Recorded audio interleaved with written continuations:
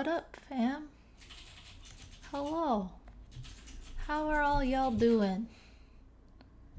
We've got a little bit of chatter so far. Oh, what a day. Thursday. This has been like simultaneously the longest week and the slowest week in the universe, and I'm so tired all the time. Hi, Coding Cardio. Hello, friends. Yeah, you can hear Joe typing. He's working over there. Yeah, it's been one of those days. I've had a bunch of meetings this morning, and I'm just kind of running a bunch of stuff. Oh, wow. Thank you, Nairu Blue. Nairu Blue. I appreciate that. Good evening. Where are y'all coming from? You're here to listen to mechanical keyboard sounds? Perfect. You can hear him type. Stop. Don't be obnoxious. But I've got one of my silent boards today. I've got my Xylence board going. Ooh, the lights look funky on it. Ooh, stripes. That's not how it looks in real life, but it's still kind of fun. Am I gonna play the Pokemon Go Fest? Heck yeah. Got my tickets and I am hyped. Do I have any resin keycaps? I do, but not close by for me to show you. But I do have a handful of those. Yeah. I would tell you what kind of mechanical keyboard I type on, but you spilled ramen broth on it. No! Oh, that is so sad. I'm so sorry to hear it. Hi, Anna Codes. Yes, Seattle. I'm streaming Method. Here we are. From Turkey. Wow. Oh, this is so fun. What weight springs are my Xylence? I've got 67 Gs on these ones. These are not... So I have two boards with Xylence on them. One of them is this one where it's V1 Xylence, so the first version of them. And then I have another board with V2 Xylence that are lubed. And I admit I kind of like the V1 ones better. They're a little like rounder feeling, but everyone's talking. Oh yeah, I know you are Method. Everyone's talking about the Seattle Kraken. Yeah, in Seattle we got a new hockey team called the Kraken. Their design is pretty cool. I'm kind of digging it. We're talking about keyboards, right? Yeah, you know we're talking about keyboards all the time. From Germany. Wow. Oh yeah, Cascadia.js. That should be a pretty fun time. I'm excited about it. I've been wanting to be involved with Cascadia for a few years, and there's always something that happens. For example, last year I suddenly had to switch. I was switching jobs, and suddenly I wasn't able to participate anymore. And then the year before, I forgot what was happening. Anyway, I'm excited to be a part of Cascadia finally this year. It should be pretty fun. Let's see, from Colombia. Yay, cool. Do I have any college application advice? Of course. Ooh, you know what? Let me turn off my notification sounds. I have my Mac computer on the side here, my work computer, and that will get loud. Okay, going away with that. From Oslo. Wow. Thank you, Spidey. I figure we can chat a little bit before we get into code. I'm kind of trying to figure out this whole, like, format of all this. Also, I have a shadow now. Oh, heck. I repositioned some of my lights, and they're just regular light bulbs, but now I've got a beam of light coming this way to try to combat the sun on this side. But anyway, I figure we can chat a little bit and then get into coding. For college application advice. It's hard to say because I haven't gone to college in a while. I'd say be honest, have good stories of different things. A lot of times you can apply to quite a few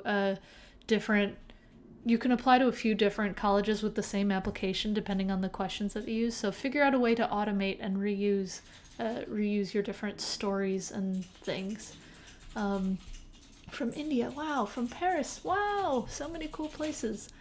But yeah, anyway, college applications, they're tough, but all I could say is get them done fast so that way you can kind of relax for the rest of the school year. You don't want to put those off until the last second. What kind of preparation do you need to do as an MC?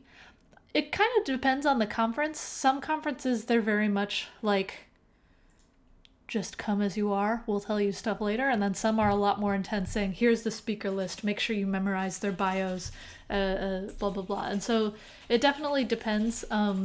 My favorite events are the ones where they just kind of give me a high overview of all the different speakers, and then I tend to reach out to the individual speakers and try to get fun facts and stuff, and then from there it's a lot of just coming up with jokes and puns and things to make it fun and entertaining for people. Wow, Brazil in the house. We got Peru. Wow. Are there any products that I wished I built myself? Quite a few, because it would be fun. One that I've been thinking that would be cool to build myself or rebuild is just Linktree. I think that site, it's so simple. Someone makes an account and it's just a link dump. It'd be so easy to make something like that. Maybe that should be our next project on the stream. To just do it so someone can sign up for an account and just have a link dump, and then have different styling options, and then add some kind of payments where someone can style it themselves. I think that would be a product that is so simple that I wish I built it already myself. From Sweden, cool. Wow, so many Brazilians. Obrigada. What headphones? These are Hi-Fi Mans. Hi-Fi Man 4EXX. That. I can't see. I got those on drop. Let's see. We should really set up those info block thingies next time. I should. The things down there where it tells you more about stuff. I will at some point. Wow, there's so many places. This is so fun. Linktree with Twitch embed. Oh heck yeah! It's basically just it's a personal website with less customization. It'd be so simple. What's the stupidest idea I've had for an app? Let's go through my list of app ideas. All of my app ideas are genius. I don't know what you're talking about. No. Let's see. I think I mentioned this last time. I was thinking it'd be funny to have barber boxers. Boxers made for barbers, endorsed by Barbara Boxer. Mostly because Joe hadn't heard that one before. I was proud of it. I was thinking of some kind of like bro-y company for brochures, because then it could be just like, bro, sure. A lot of them are just kind of crappy puns that I think would be that would be cool. I was thinking of some kind of like, I don't know even what it would be. Again, it's a pun. I was thinking for the Spanish word ciudad, which means city. It sounds like see you dad in English, and so some kind of thing where it's like a city where you meet your dad. I think that'd be pretty funny too. Anyway, I've got a few different ideas in there. Oh, this one I thought would be pretty good. It's called Namaste with Pa. It's a yoga service where you do yoga with a dad who's thinking about leaving his wife, and you convince him otherwise because it's Namaste with Pa. So I'ma stay with Pa, but it's Namaste with Pa. Anyway, shut up. I'm proud of these. People are upset. No, I am home. This is my money maker. Some of these are going to be made someday. Yeah. Anyway, this is about it. If there's any Koreans in the house, I was thinking of doing one called like Tick Tock Tok, where it's like a clock made out of rice cakes, because that's like the name for the rice cake things. I thought that'd be funny. Yeah, some of these are genuinely terrible, where I'm just like, I don't know where I'm gonna go with this. Some of these are not good. Well, first of all, I thought it'd be fun, like a redhead named Gail comes up with a pop, and she goes by Ginger Gale, because it's like ginger ale. Stop groaning! These are my, I call it, it's on my note, pure gold ideas. There's a few different ones in there that you can see. All these people are just like, why am I on my Patreon? You love it and you know it. Yeah, so I come up with a pun and I figure out how can I turn this into an app. Well, anyway, there's so many questions now. What is my camera setup? This is an A6100, a Sony A6100. Punish.eu, a website all about puns. Is that a real website? Ooh, I'll have to check that one out.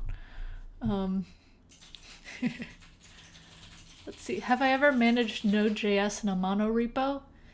Yes. I've actually, when I worked at CodePen, I set up the monorepo for all the Node things, and I called it NodePen, and I was very proud of that. And we used like Lerna and Yarn workspaces and stuff. Are those blue switches in the background? Yes. Is Cascadia going to be fully online this year? Yes. Everything's fully online this year. I don't think anyone's going to be having an in-person one for a while. Have I ever managed a repo without a pun? Is that possible? I'm a punisher. Ha ha ha ha ha. Boo. Shut up. Dang it. No.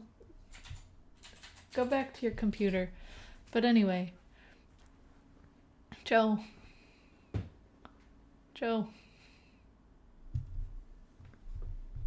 Now people can't even see what you're doing. He was just shaking his head. Doofus. But anyway, did I fix my camera? Notice how it's not overheating. We'll see how long this lasts, but so far so good. Am I right? But yeah, all Joe wanted to do was yell boo and shake his head and go away. But yeah, famous last words. We'll see how long this lasts. I have very high hopes and not very high expectations. So we'll see. Anyway, I'm glad that you all liked my app ideas.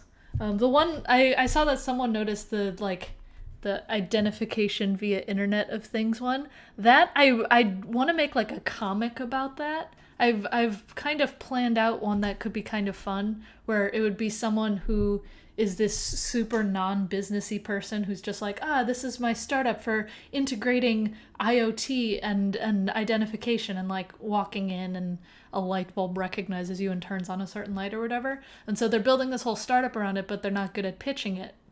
And so they find this business person with a ton of credentials and stuff. And then this business person is just like, oh, acronyms are the future, whatever. They sign them up for like Y Combinator or something like that.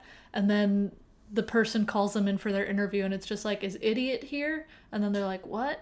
And they realize that identification via the Internet of Things spells idiot, and antics ensue. And it'll be just about this whole startup called Idiot and how they have to like deal with people calling them idiot even though they're actually a good platform. So anyway, that's my idea for a comic around that idea. We'll see if it actually happens. I have a lot of things that I've written down and like sketched, but making things real is hard. How do I build keyboards? Do I design the whole thing from scratch?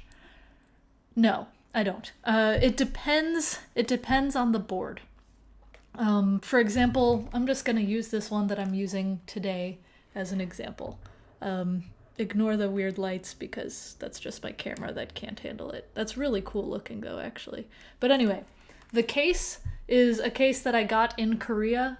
The PCB is another Korean PCB that's a hot swappable PCB. The switches are switches that I got separately, which are Xilinx, which I talked about earlier. And then the caps themselves are two different keycap sets that I collected over time to put it together. And so this is stuff that I didn't design myself, I just gathered it all myself.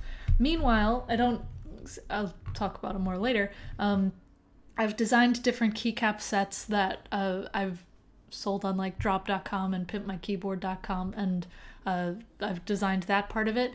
And I have designed some cases. A friend of mine is borrowing one of them right now, but I've designed and laser cut my own cases before. I haven't designed a PCB yet, but you can design different aspects of a keyboard. I've actually designed a switch, but the factory I was talking to, coronavirus, so they haven't been produced, but maybe someday. Oh, there are many questions that I missed. Have I played with WASM WebAssembly?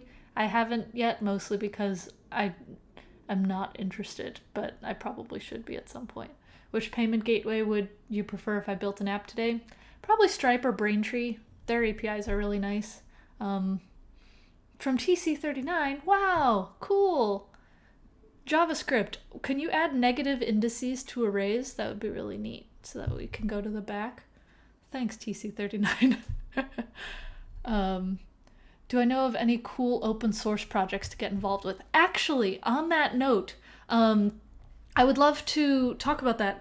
One thing that we had an item advanced to stage 2 in this meeting. Oh, cool, that's awesome. I'm going to put a URL in the chat.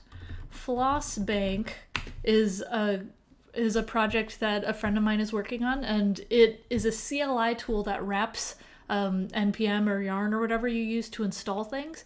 And so whenever you npm install, it shows an ad in your terminal. And so in that little time where an ad is showing, that generates revenue for your favorite open source projects. And so I thought that was a really cool idea, and they just launched it today. I think it's on Product Hunt too, if you wanted to go find that and upvote that. Speaking of open source, their CLI tool and stuff is an open source, is cool as well. Marinka's sister and brother are watching. Hello, sister and brother. But anyway, here, actually, yeah, let me pull up the Product Hunt link for Flossbank, because I think that they're doing really cool stuff, because it allows you to support open source without having to actually spend money or be proactive about it, and it's all opt-in, so you don't have to do certain things if you don't want to. But let me pull up Flossbank. Sorry, 1 second. I gotta find it again. I was using it on my work computer earlier, and I haven't put it on my streaming computer yet. Here it is. That. Sent. Okay, cool. But anyway, Flossbank, if you could upvote that, that'd be great. They're doing some great work. Any thoughts on good ways to learn machine learning? Did I work on Alexa in the past?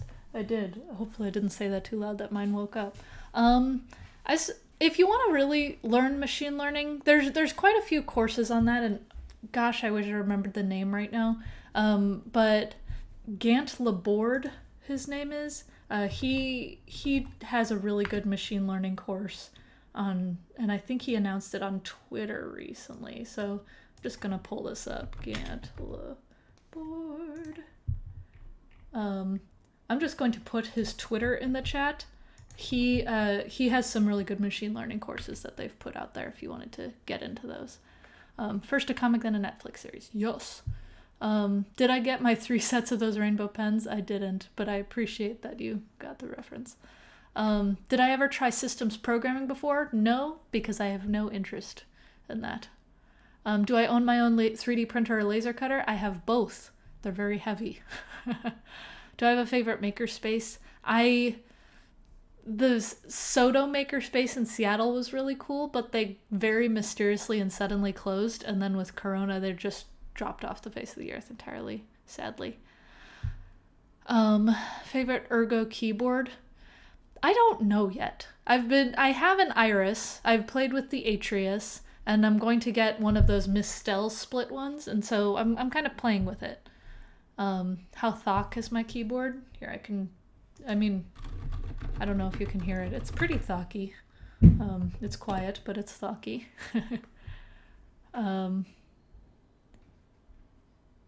Let's see, this is a cool idea. I tend to the extra bloat in the terminal. Luckily, it's a very unintrusive ad. It's just like text, and then you can say like push this ad away if you want, and so it's nice to go away. Is CSS knowledge needed for being a good front-end developer? That depends on the job you take on. There are some front-end is a very wavy thing now, because there are people who do front-end where it's just all JavaScript all the time. Some people do it where they only touch HTML and CSS. It's very much a spectrum of things. I think it's good to know. You don't need to be amazing at CSS, but you should generally know how to do some things. Do I prefer gaming chairs for home office or traditional office chairs? So I recently switched from a gaming chair to an office chair. This is a Steelcase Leap, and I really like it. The gaming chair was really, really nice, and I liked the big pillow and armrests and everything. But I found that it wasn't the most ergonomic thing in the world, and so I wanted something a little bit more. And so far, I love this. This is a crazy comfortable one. I can lean back all the way. It's a really nice chair. So I think a gaming chair can be nice, but for me, I'm glad that I switched to this one. Would it be safe to purchase mechanical keyboard PCBs or kits from AliExpress? I haven't myself, but I know many people who have really successfully, so it kind of depends, but typically, yeah, you should be fine. Would I ever collab with Tehotypes? Sure. I don't know what he would want to do with me, but I'd be down. We've chatted a bunch on the internet before, and then he got super huge and famous, and he's taken off. It's really cool that he's doing that full time now. Can I share some tips on how to prepare for front-end interviews for product companies? Sure. Well, so it definitely varies on the company. Some companies that are smaller will be much more practical and be just like, how would you build a user interface for X, Y, and Z? I actually made a course on Scrimba of React interview questions. If you're at all interested, I can find the link for it. But typically, depending on what the job is, I would actually ask the team, like, is this going to be more JavaScript heavy, CSS heavy, whatever, and then go from there. Because with CSS, for example, a lot of the questions I see are like, how would you select X, Y, and Z? And so it's really knowing selectors. And then a lot of times it's build a 12-column layout, go, and seeing how you would do that. Or build a header for this website, go. Or recreate this, go. And so that's typically what happens with the CSS side of things. With JavaScript, it can really vary because sometimes it's algorithm questions. Like one of the questions that I've asked when I'm interviewing people before is to make a simple regex solver where you compare two strings and it'll tell you if it matches, and the two special characters are asterisks and dot, and so it doesn't do all of regex but just like those two, and so implementing that from scratch, and that would end up being a recursion problem as you're iterating through a string. So those are the kinds of JavaScripty questions that you can get, and sometimes it's more framework focused where it's just like, in this layout, how do you do X, Y, and Z, and that's how that might work. Let's see. Any tips for someone who's bad at CSS to want to be not bad at CSS? I know you want me to make a course. I will. But by the way, that's Andrew who has been wanting me to make a course. I honestly just think practice makes perfect, but I'll make a course at some point. I've taken off as well. Thanks. That's just because people like memes. What are some cool back-end jobs and how to prepare for such roles? How to showcase your work on the back end to someone? For that, I would suggest one of the things that I did. So in a previous life, I did back end before switching over to front end. Something that really helped me was just making APIs and tools and stuff. And so one that is really silly, but it actually did help me in an interview, was I decided to make a Whitney Houston API. And so I got her discography, I wrote some scripts to convert it to JSON, and then I set it up with like a simple host query thing so that we could query it and get data about Whitney Houston songs. It's not online now. I think it's somewhere deep in my GitHub or something, but having that kind of experience was helpful in interviews. And so if you want to showcase your work on the back end to someone, kind of emphasize APIs, emphasize test-driven development, and just understanding how like a data structure could work that can be queried from the front end. Where can I buy my custom keyboards?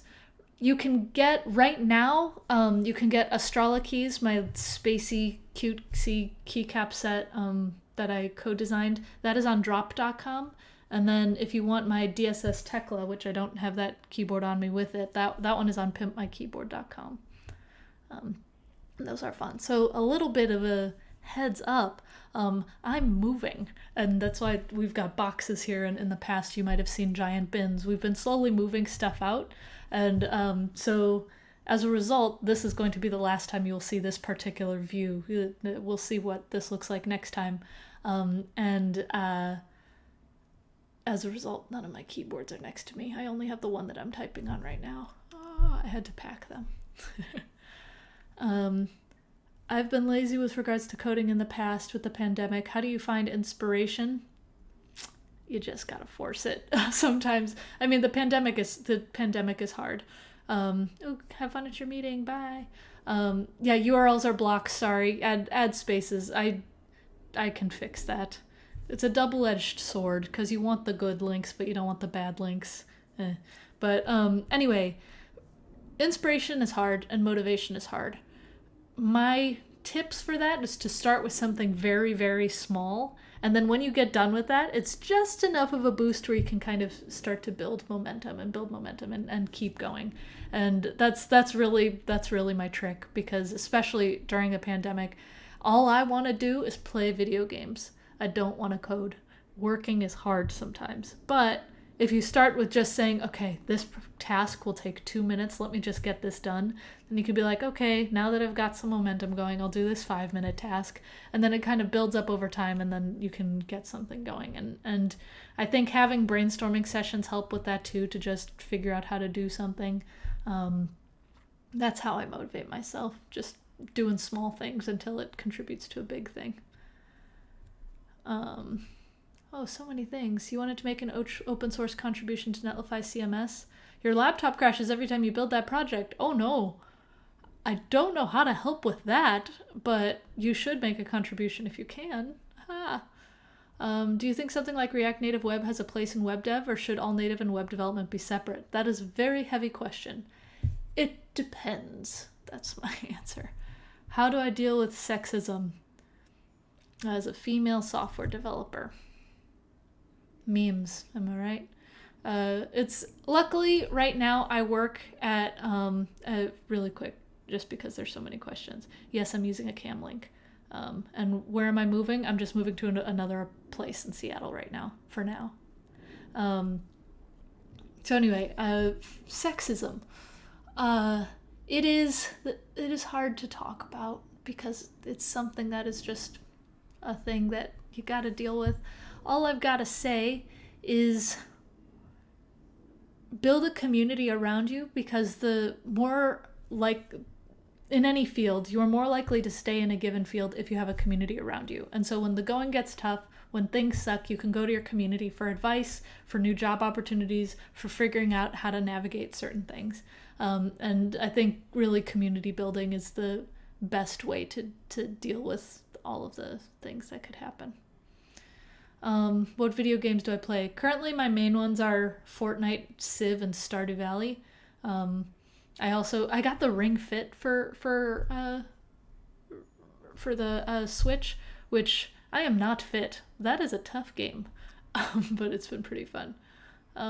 Hey, Stygian Lightning, welcome. Do I play FIFA? I don't. Wanting to play video games all the time? Yes, very relatable. Favorite MacBook product? Probably Bear, the note-taking app. My only complaint with Bear is that I can't use it on my PC. My last video on Twitter was hilarious. Thanks. I haven't played Baba Is You. When is she going to do the coding things? Ava, I will, I promise. Eventually. What's my career history? Very, very high level summary. I majored in computer science at Iowa State University. I went from there to work at Venmo, the payments app. It was very fun. I loved it. PayPal bought it, and then they started cutting things, and I was like, ooh, I gotta bounce before they bounce me. And so then I joined an AI startup called Clarify. It was very, very fun. Ran DevRel there. It was a great time, and met some cool friends there. My sister worked there for a while too. And then I got tired of New York City, so I moved off to Seattle and joined a creative agency called L4 Digital. That creative agency was awesome. I really enjoyed working with the people there, and I got to play with their laser cutter and 3D printers and stuff in the office. And then they were bought and things were going away, and I was like, I better get bouncing before they bounce me. And so then I went to work at Amazon, and I was working on Alexa. I was the head of developer voice programs there. And it was very fun. Sometimes I I'll refrain from saying too much, but let's just say there were some culture differences, and I chose to leave relatively quickly. And so I left Amazon and went to CodePen after that. CodePen, I was doing straight software engineering. I converted a bunch of sites or a bunch of parts of the site to React. I worked on some backend stuff, worked on all sorts of things. And then from there, I went to React training because I was wanting to be more involved with the developer community. And I was teaching workshops there full time. It was awesome. Then it went under because of the pandemic. And then I interviewed a bunch and ended up at Netlify. And that is where I am today. That is a very high level career history for me there. Also, as I was saying that, I think I missed some questions. So if you want to redo it, you can jump over there. Linux user here. Before I tuned in here, I almost switched to my Windows system to play games. Yeah. Ooh, what's Magnet? I'll have to check out Magnet. How long does it take me to make the Twitter videos? It really, really depends because some take grand total of 10 seconds.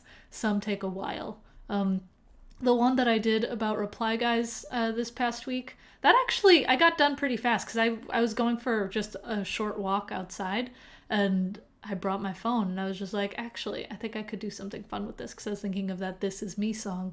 And then for a couple shots, I just gave my phone to my husband and I was like, be a good husband and take a video of me like running away and stuff.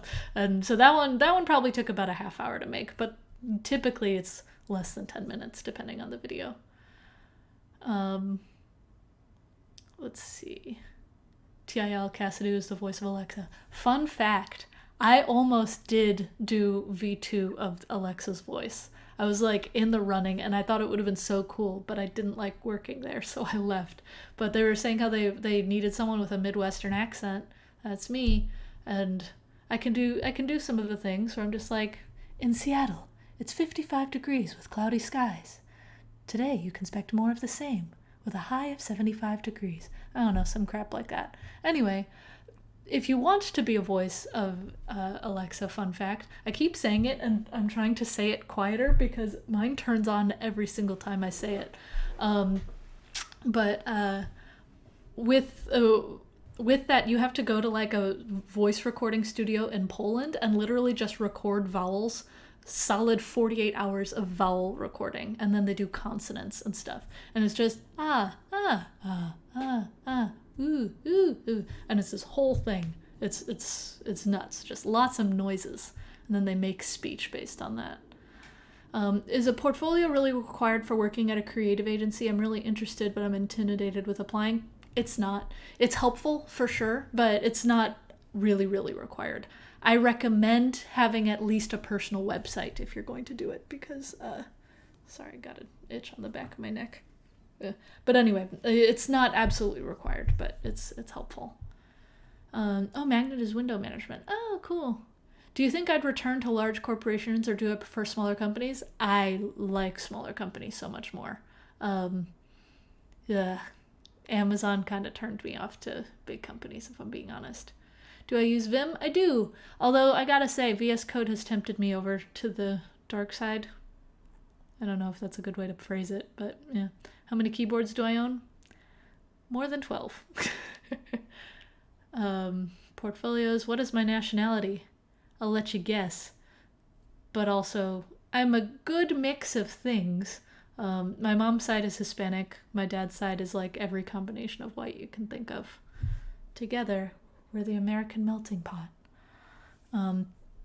Are there any good tutorials on integrating auth with Next.js? Funny you should ask. I just published a blog post on the subject.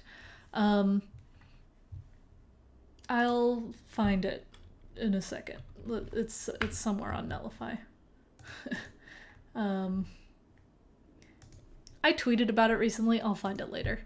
Listening to my career overview, a lot of companies I worked for either went under or got bought. Is Netlify worried or excited? They better be. I really want to stay at a place long term, but something like that always happens, so we'll see. Do you have to train to defeat Siri to become the Alexa voice? Yes. If your neck itches, just chop off all your hair. Man, my sister did that, my cousin did that, everyone's kind of doing that. ¿Hablas español? Sí, pero I won't get into it. I need to practice more. Preach about large companies. Yeah, the politics, they were rough. Did I see any red flags during my Amazon interview? I didn't, and I should have.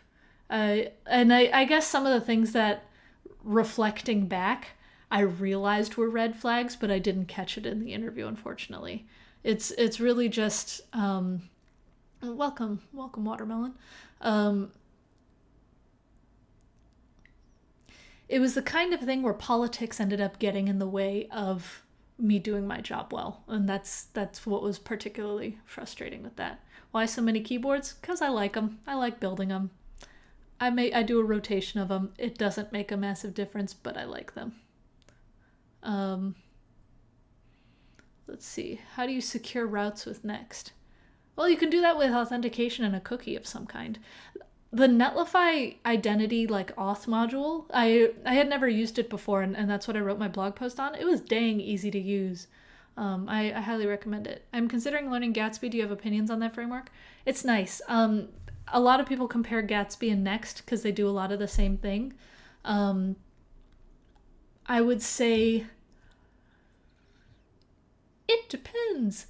There's a lot more resources for Gatsby out there right now. Next is a bit newer and flashier, and so it's fun, but as a result, there's not as many resources. Meanwhile, with Gatsby, there's probably a plugin for every single thing that you could possibly want. How did I meet people when I first moved to Seattle? I met a lot of people through friends that I had that weren't from Seattle. The Seattle freeze is very real. And I met a lot of friends through church, too. I shared the stream with my fiance. Oh, keyboards. That's pretty funny. Oh, you liked my español? Gracias. Sí, pero no mucho. Yeah.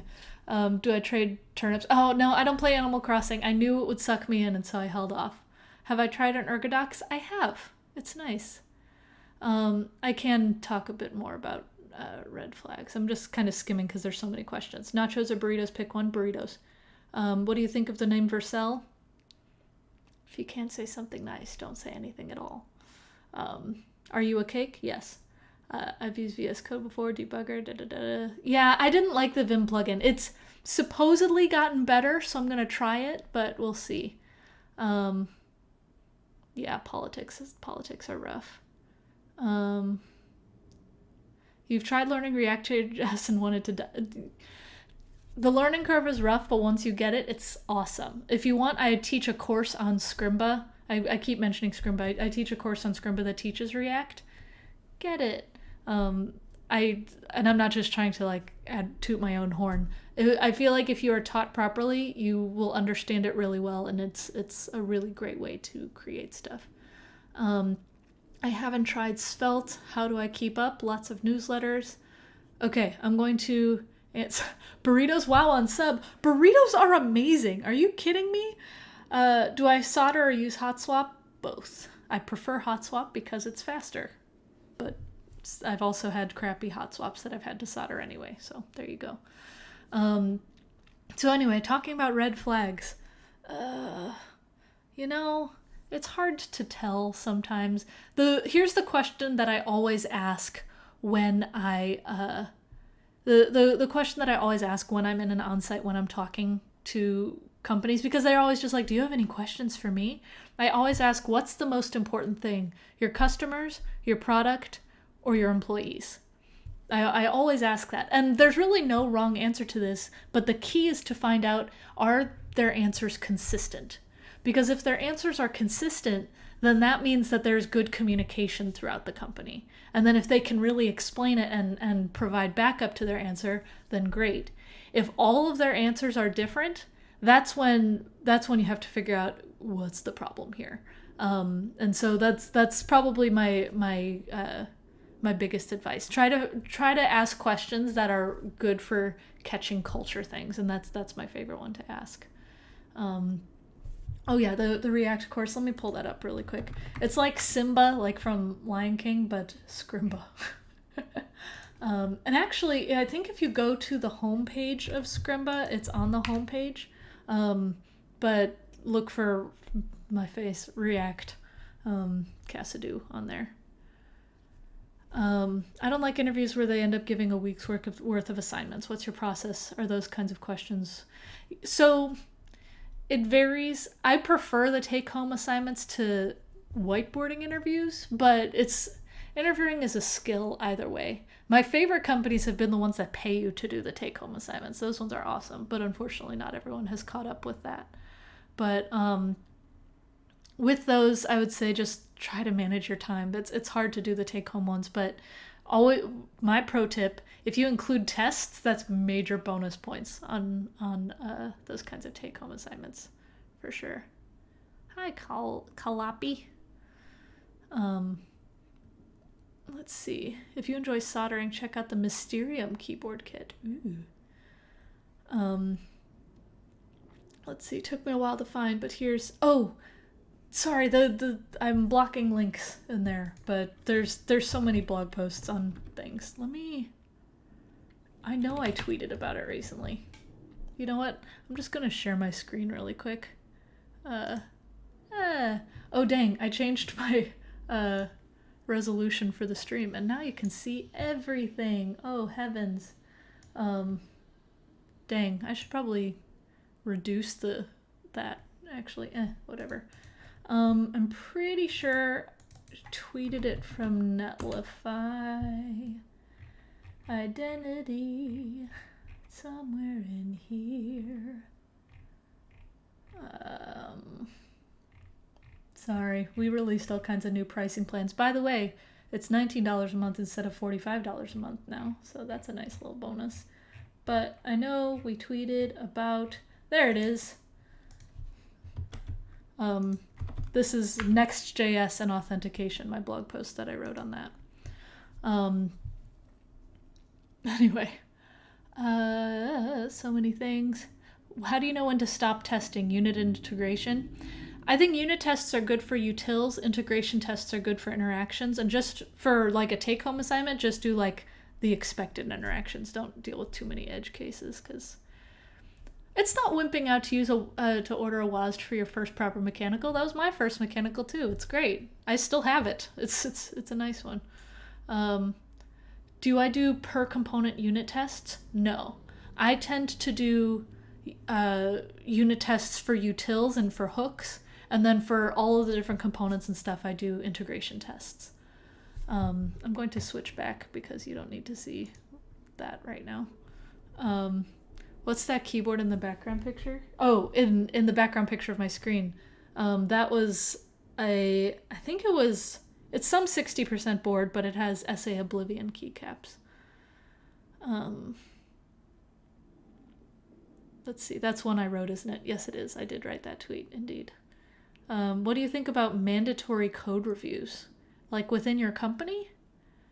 Oh, that blog post title font is hot. Yeah, I think it's called... Oh, what is it called? It's called like Made or Dylan Made or something. How often do I MC? I started MCing last year, and then people were just like, wow, she's good at jokes.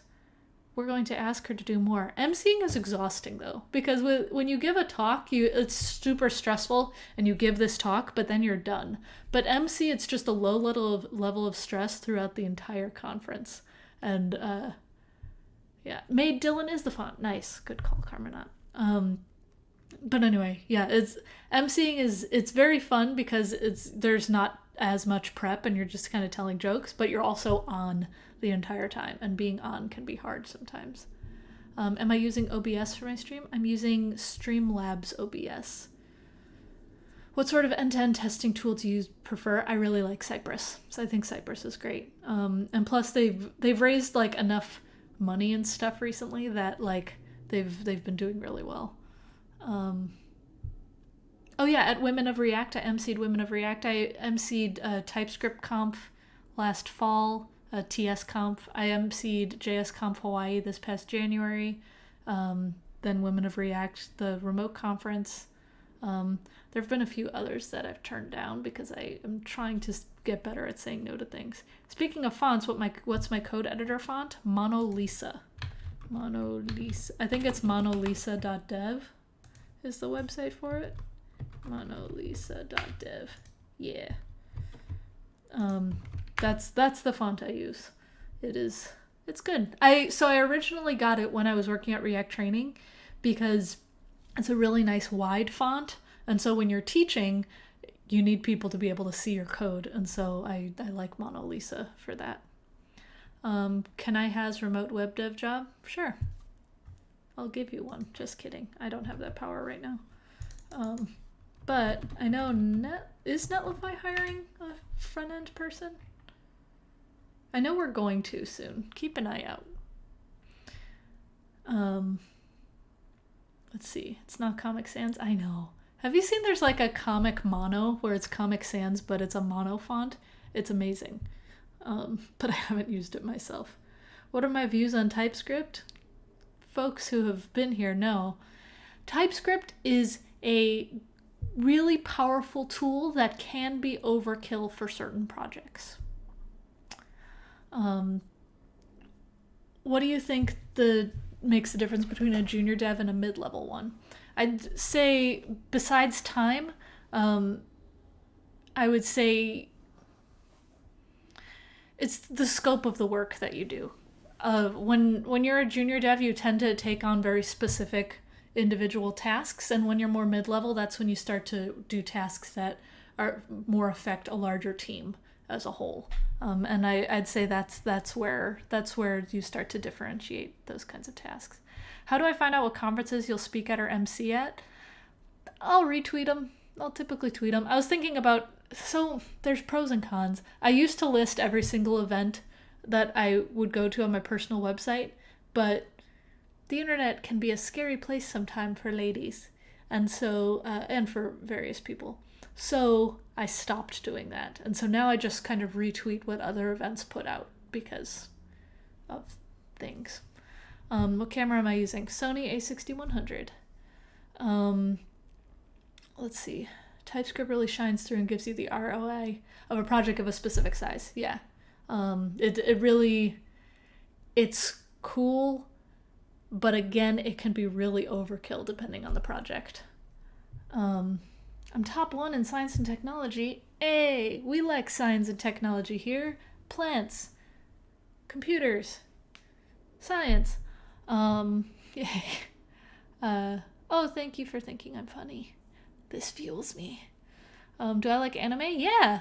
Currently, this is one that like it's old, but I haven't actually watched before. I'm watching Avatar: The Last Airbender for the first time. Because I had seen like ad hoc episodes now and then, but now I'm finally watching it straight through, and it's so fun. And I just got to book 3, and it's great. I really liked Hunter x Hunter. I really liked Full Metal Alchemist Brotherhood is probably my favorite. Death Note was good. Some people say that Avatar is not an anime. You know what? It is. It's canon in my book. But anyway. Yeah, no, this is not a $2,000 DSLR. It's like a $500 DSLR. Sony a6100. What tech stack does Netlify use for the front end? Depends on the part of the site, but it's React 11T and Vue, depending on the different parts of the site. Someone thinks I'm funny. Jonesy, go away. I've heard of a story where a woman keeps winning hackathons and military man stalked her all. Yeah, worlds can be scary. I'm sorry I don't have chat commands like gear and FAQ and stuff. I'll add those. I apologize. I'll just answer that verbally. Sorry about that. Avatar is an anime. Yeah. Also, if you do have lots of questions, hey, Relicine, I have a GitHub repo called just AMA, so github.com/Cassidy/AMA. If you ever want to ask questions, you can make an issue there, and I'll answer them as soon as I can. Do Studio Ghibli movies count as anime? I think so. Yeah. Where's the subscribe button? Is there not one? I'm very new to Twitch. I'm sorry if I don't know how to do things. Advice on cover letters? So, if you want, I made a template. I made a template for a cover letter also on my GitHub. The repo is called Getting a Gig. Click the AMA link and then go to oh, it's not Getting a Gig. Oh no, Getting a Gig. Then when you go to that, there's a cover letter template in there. I always say write a cover letter. Hi, Stealthy Coder. Even if you don't think that they're going to read it, because you never know if they might. When I was hiring people, I read every single cover letter that came in, and yeah. When you become affiliate, then people can subscribe. Cool, good to know. Someday. I'm not that fancy yet. What about Flow versus TypeScript? I've never used Flow, so I can't really speak to it. Let's see. My experience with cover letters is that hiring managers don't read them at all, but recruiters love them. Huh, interesting. Honestly, I always read them as a hiring manager. I really liked reading them because it gives you a little bit of extra knowledge of this person that a resume might not give you. But I don't know. It really depends. I like to be very, very what's the word? Intentional about hiring. And dang, I just got tons of followers. How did that happen? Thank you. Did something just happen? I just got like a ton of notifications suddenly. Thank you all. I appreciate it. Let's see. I subscribe to your newsletter and really enjoy them. How do you manage a full-time gig and being so creative? Da da da da da. Honestly, my Patreon is really, really helpful with that, because normally I would be taking on a lot more paid projects, but because I have the Patreon, I'm able to put out a newsletter and other more free resources. So those of you on my Patreon in the chat, holla, you're wonderful. Yeah, it must have been a follow bot of some kind. Like it just kind of spazzed on me there. But thank you so much for liking my newsletter. What's the worst mistake I've made in production? I mean, I've taken down production. I did that at Netlify like my second week of work. Oops. It happens. Luckily, they were very kind, and they said, are you really a new hire if you don't take down production? So that was very nice. Let's see. What are interview questions that you ask candidates? Just jump on the Patreon rather. Yeah, Patreon is very fun. I highly recommend it. We've got a very, very active Discord.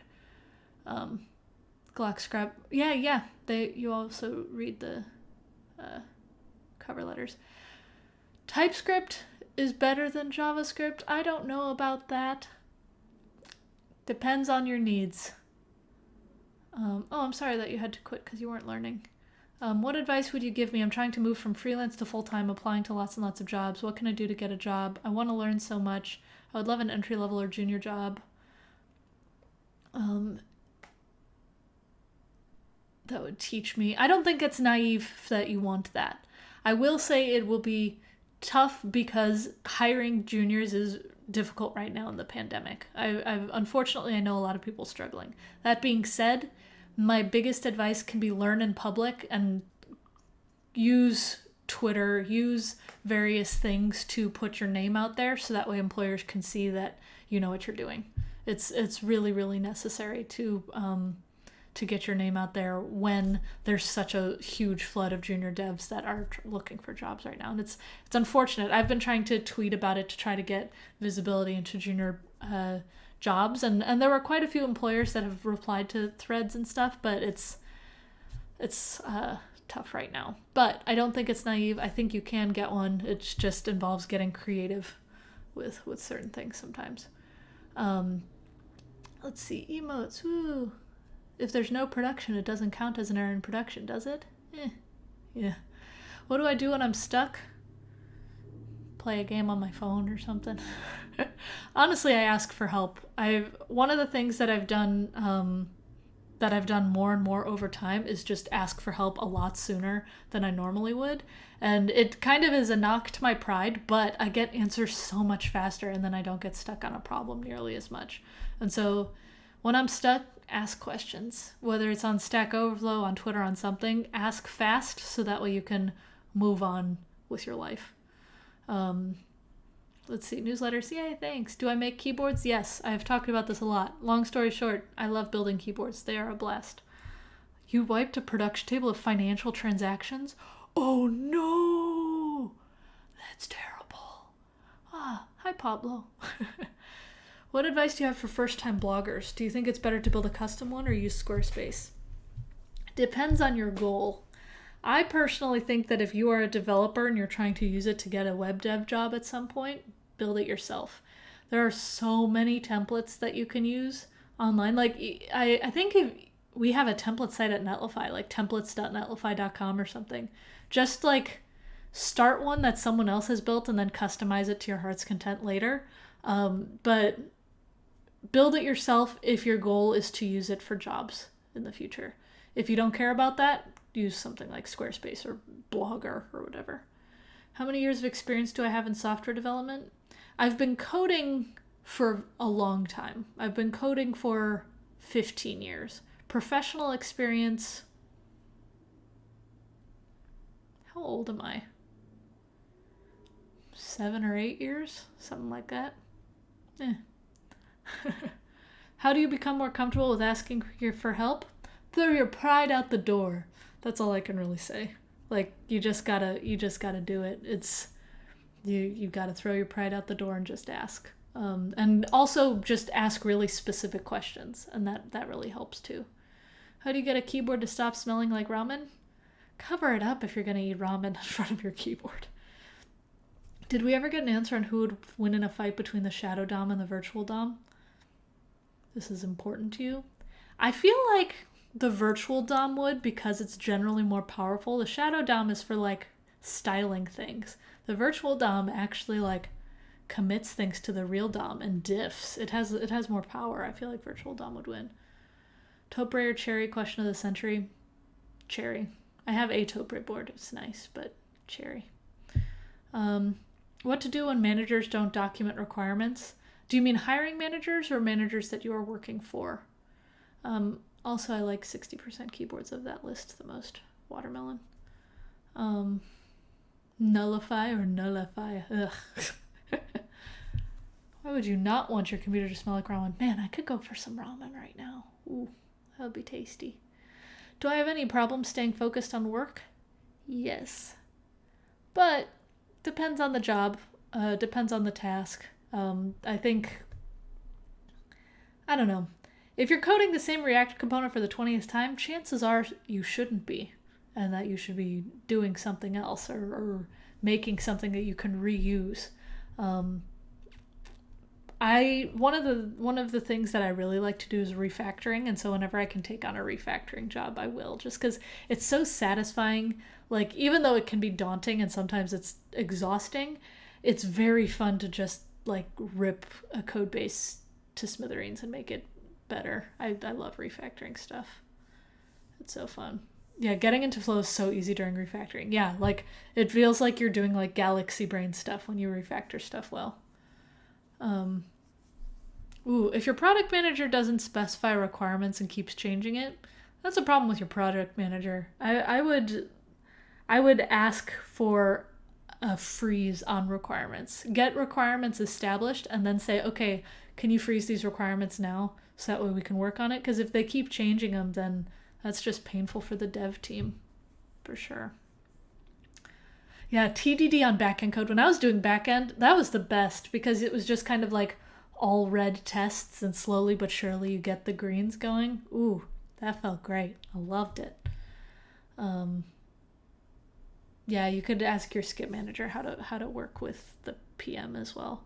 Because if you don't have a PM that's keeping you on task and stuff, then that's their job. So you've got to be able to ask those things without any consequences. How did I get into developer experience, community building, etc.? The question below will be fast. Steelcase Leap, I'm using a fully standing desk, and right now I'm sitting at it. But for DevX stuff, just DevRel, developer relations, developer advocacy, developer evangelism, that's something that I've been interested in for a really long time. I think I first genuinely got into it when I was still in college. So I had started going to hackathons like my sophomore year of college or so, way back then, and they were not nearly as established as they are now, but I really liked it, and I was getting to know employees from there, and I realized this is their job to go to hackathons. And then Twilio, way back when, they had a program called Twilio Heroes, where it was like a developer relations training program type of thing. And it was awesome. Unfortunately, it wasn't super well organized, but it was great because I learned a lot from it, and that kind of established to me like this is the kind of job I want. And so when I went to my first job at Venmo, I told them, I was like, yes, I can code. And I actually was going to be a backend engineer for them at first. But I also want to interact with developers and everything. And so they hired me as their first dev evangelist. And then because PayPal bought them, I started interacting with the PayPal and Braintree dev evangelists because they all worked together and everything. And that's how I got really into the community and everything. It was something that we established then. And then when I switched to Clarify, an AI startup after Venmo, I built a developer evangelism training program there, like the Twilio one, because I wanted it to exist, and the Twilio one had gone under. And it was great. And from there, I've seen quite a few programs do things like that. And I think it's a great way to get involved in DevRel in general. I know GitHub does something similar. Cloudinary is starting something similar, I think. There's a few companies that are doing stuff like that. And I love it. I love interacting with developers. It's so much more fun to be able to answer questions like this than code all day. And I know, like, for example, I get to do it on company time because it's helping developers learn different things with a flavor of code and occasionally mentioning that I work at Netlify, and it works out. What do you do when the project manager gives unrealistic deadlines and gives so much pressure? All you gotta do is, like, that's so tough because you never know what'll happen. It really varies from company to company. Some companies are good about it where you can talk to them and they'll be just like, okay, you're right, we're being unrealistic, let's change stuff. But if they don't listen, that's where it's trouble. I don't know how to answer that. It really depends. I'd say talk to your manager about it, and that's all you really can do. Talk to your manager, not the PM. What do I use for a recording studio? A big part of it is part of my voice because it's so smooth. I'll take it. I have a radio face. Ha ha ha. I just have a Blue Yeti microphone. Let me lift it. This Blue Yeti. That is what I use. I actually got, it's such a shame that I'm moving. My microphone stand I ordered over a month ago and it just arrived. And of course I'm packing stuff up, but you'll see me using it next time, I think. Do I have the Apple XDR? I don't know what that is, so I'm gonna say no. I did a web RTC video chat project without using Twilio. What? Impressive. My favorite question to answer?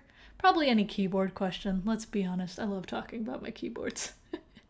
Any advice or tips on how to convince bosses to keep remoting full time? That is the ever-present question for so many people during this pandemic. I think all you can really do is pitch saying, like, we've been working remotely this whole time and I've been productive. I think I can continue to be productive, and I'd be happier if I get to work by a beach or wherever you end up going. And you just gotta ask. And I think, like, if you're moving across countries lines and stuff, or even state lines, that's where taxes are probably different for the company. So that's a whole other thing that you don't have as much control over because of that. But I think all you can really do is present the case. I've been working well during this pandemic. I can work well eternally, and hope that they accept it. That's what a lot of people have to go for right now. Let's see. How do you convince your boss to reimburse you for conferences, workshops, and other learning opportunities? I would say, first of all, find out if your company has an education budget, because most companies do. They just don't advertise it very well.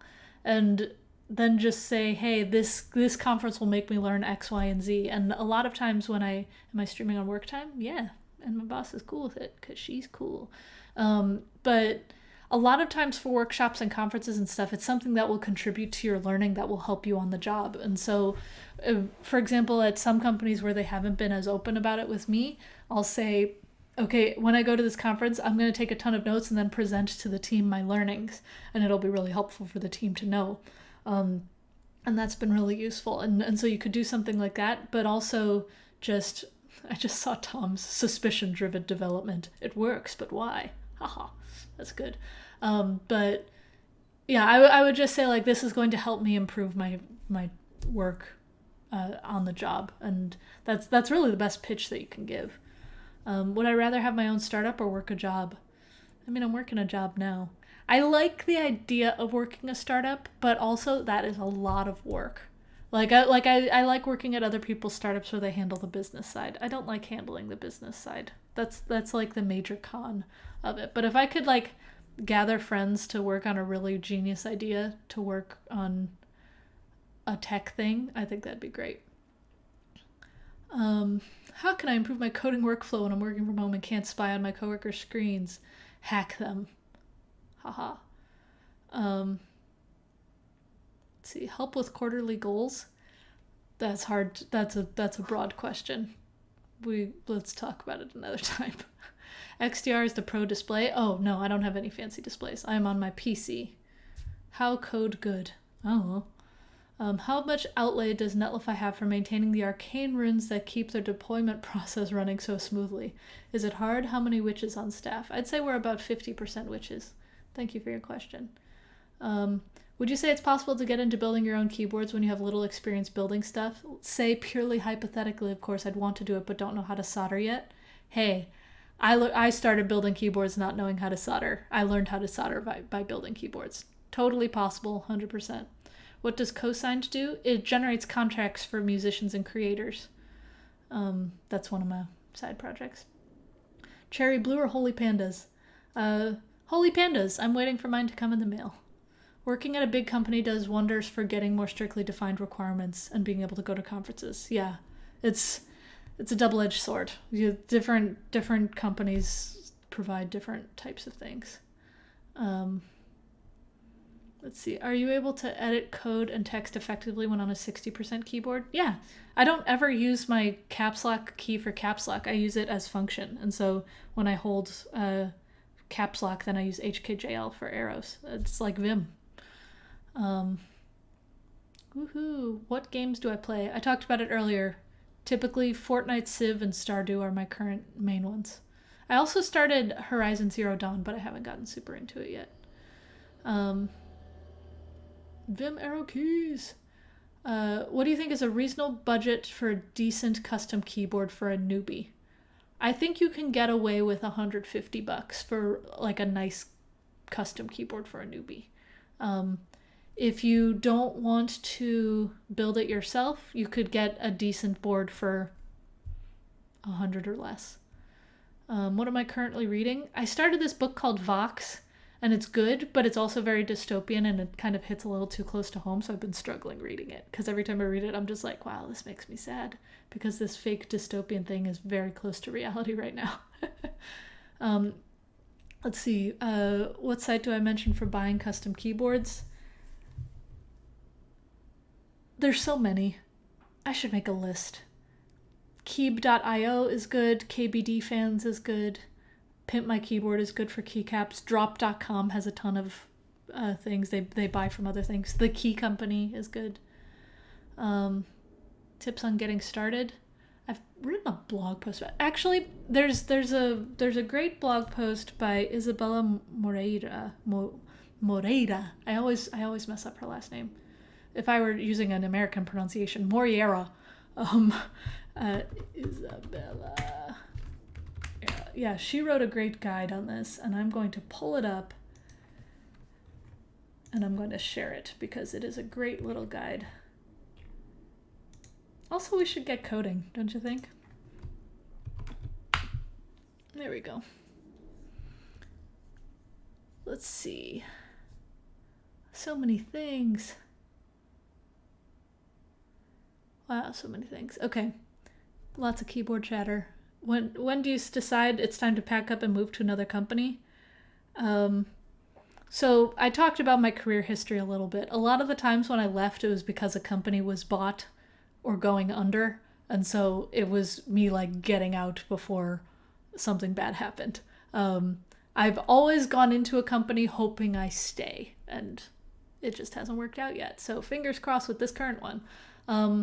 I decide it's time to pack and leave when it looks like things are going to change, when it looks like budgets are getting cut, when it looks like benefits are getting cut. Like, for example, one of the big companies that bought a previous employer of mine was cutting our transportation budget, where we would get like public transit things, or people got parking spaces if they drove in.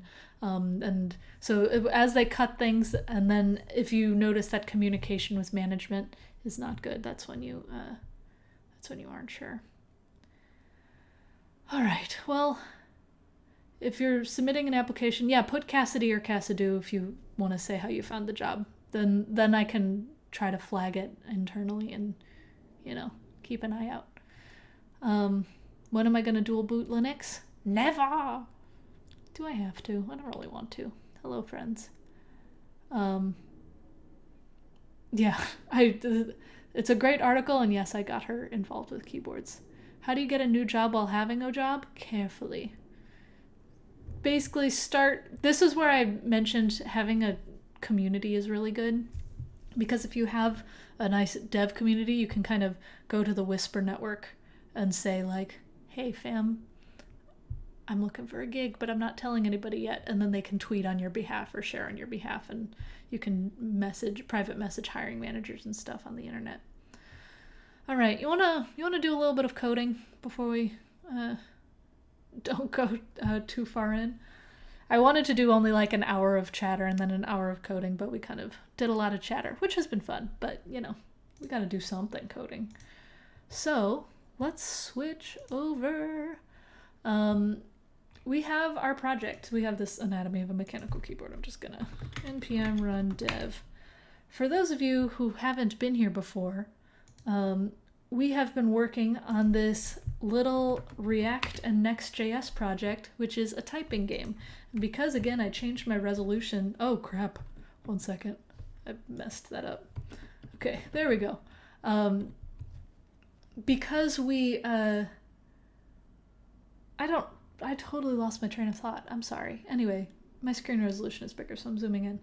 We start this game. I type Pikachu. I type Raichu. I type Eevee, etc. Charizard. As I type Pokemon, their sprites show up. And then if I mess up, then nothing shows up. And then I can do ditto, and then that'll show up. And then when I click I'm done, that'll show my score. I guessed 5 Pokemon, and then I got -1 for an incorrect one. So my score was 4. So anyway, that is what our game is doing so far. I'm going to move that little following notification down here so it doesn't block things. Also, thanks for following, Upset Betty. I hope you're not upset.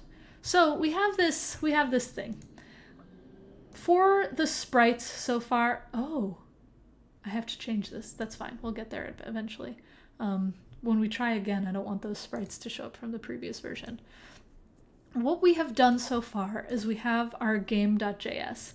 In Next, when you have in the pages directory, I know that's super small, I'm sorry, but in the pages directory, whenever you have a JavaScript file in there, that creates a new route. And so, for example, if I were to go to contact like this, hey, contact me, no. And that's because that's all I have inside of this contact.js. By the way, should I increase the font size? I can. I'm going to increase it a little bit. Again, screen resolution changed, and so as a result, things are bigger. I'm gonna go with that. Seems good enough. Anyway, that's what that contact.js did. And so with this typing game, when we go to the home page, this is on our index.js, and all it does is it has our game component in there. And then we could do like poop. If I were to do that, then as I refresh, poop shows up. Cute, right? I'm gonna take that out though. So this is where our game lives. And is Missingo a Pokemon? I don't think it is. It's a glitch. It's a glitch in lore. So, and I don't have bot commands yet. I apologize. This theme is called Hack the Box, though. And so, I keep using Mac keyboard commands. I switch between computers too much. We have this little effect thing that this uses the Pokemon API to get a different Pokemon ID, and it fetches stuff inside of this effect whenever we submit a Pokemon, and that gets the sprite. The sprite comes here in this Pokemon sprite, yada yada yada. So one thing that we did do, and maybe we could talk a little bit more about it, is I have just this sprites.png right here. And sprites.png, oops, I totally just pasted that article link. My bad. With sprites.png, that is where all of the sprites come from. It doesn't come from the API. And it was a very cool CSS trick to be able to do that. But it only covers the whole, the first 151. So what we could do is get the sprite from the API instead. But we could also do that later. What I was thinking for this one is we could clear up the starting state and we could style it a little bit better, because right now it's kind of boring looking. And I was also wondering, should we add a timer? Should we add...